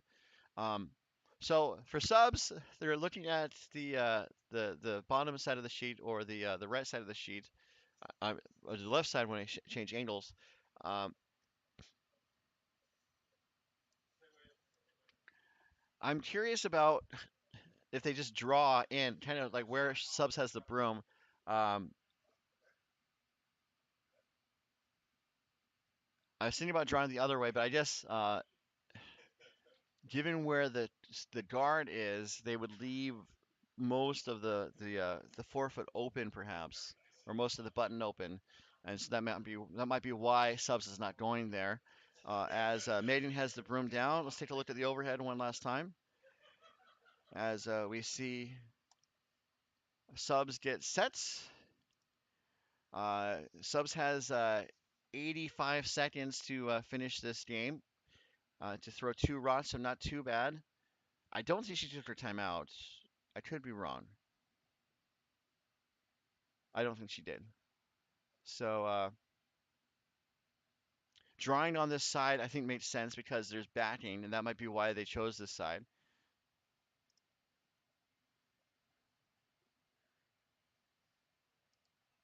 As they're working to push it over, maybe they're hoping for a little glance and roll. You're going to get a little glance and roll, and it's shot. Wow. Uh, Fascinating shot there. Um,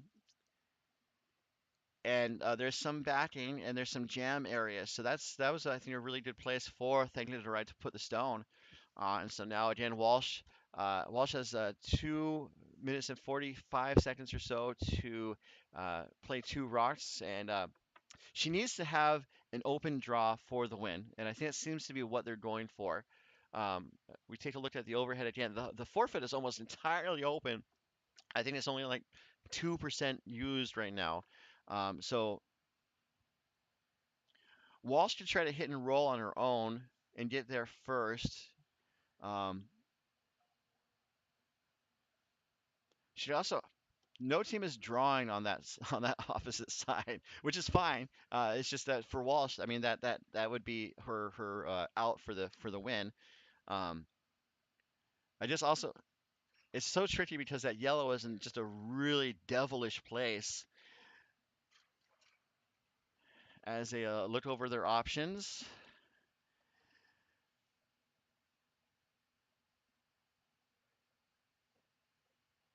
and the winner of this game will advance to the 130 final to face Team Aubrey of Coyotes. So we're going to have a Coyotes San Francisco battle for the women's final. As if we set up a Coyotes clash for the men's final, as Team Leclerc will face Team Campbell. That game is also at 130. I have to do one more test, but we're definitely going to feature the men's game, and we are almost certain to offer the second stream for the women's game without commentary, but you will be able to see the action as it unfolds, as you see it happen here with Walsh looking to, I think, heavy draw, hit and slight roll was my thoughts as the broom is down and the shot's away. Sweepers are on it, just kind of doing a normal sweep, not a heavy sweep. This is curling pretty nicely. It needs to make sure it's past the guard. Now the question is where it's going to end up. It's going to end up, ooh, beautiful. It's going to end up in the back 4 foot. So Subs is now going to do the draw on the other side as they call their timeout. That was a beautiful shot from Walsh. We're seeing like back and forth we go. This has been a great game, and I'm so glad you guys tuned in. We got bonus curling, worth the price of admission. Uh, you guys didn't pay anything, did you? So going for a draw needs to be shot to stay alive. Otherwise, Team Walsh will secure the win. But I don't know if you could play this game any better, this end any better, as Thangadurai puts in a shot stone, and then Walsh answers with just a beautiful, gentle draw to sit shot in the 4 foot buried. So Armstrong has the broom down, um, and just a key shot here as the sweepers get ready. Subs Thangadurai drawing to stay alive with her last shot without the hammer here in the extra end.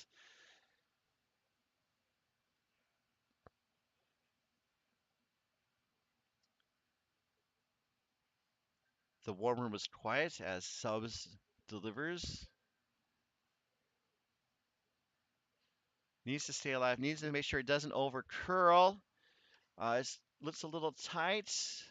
Sweepers are going hard for line. Once it gets past the guard, then they're okay. Then it's going for distance, and it crashes on the guard. And that's going to be all, folks, as Team Walsh will secure the extra end win. Uh, make the final 7-6 in favor of Team Walsh as the teams exchange handshakes. Um, a good game all around, and it's going to be Team Walsh facing Team Aubrey in the women's final coming up at 1:30 p.m. as teams exchange high fives and commiserate on the ice. Indeed, it was a great game. Thank you so much for tuning in. As they kick the stones back, dramatic stone kicking shot. Um,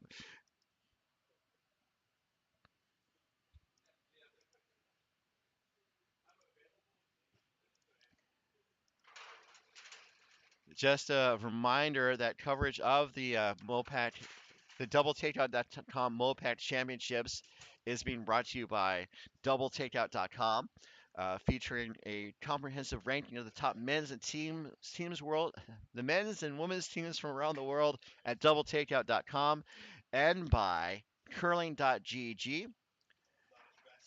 For stips and curlers who love a good game, curling.gg is your ultimate practice tool. And by Endgame Curling, makers of the Endgame travel handle. Elevate your bonspiel game with Endgame's three-piece travel handle that fits most carry-on luggage. Endgamecurling.com. So, oh, hello.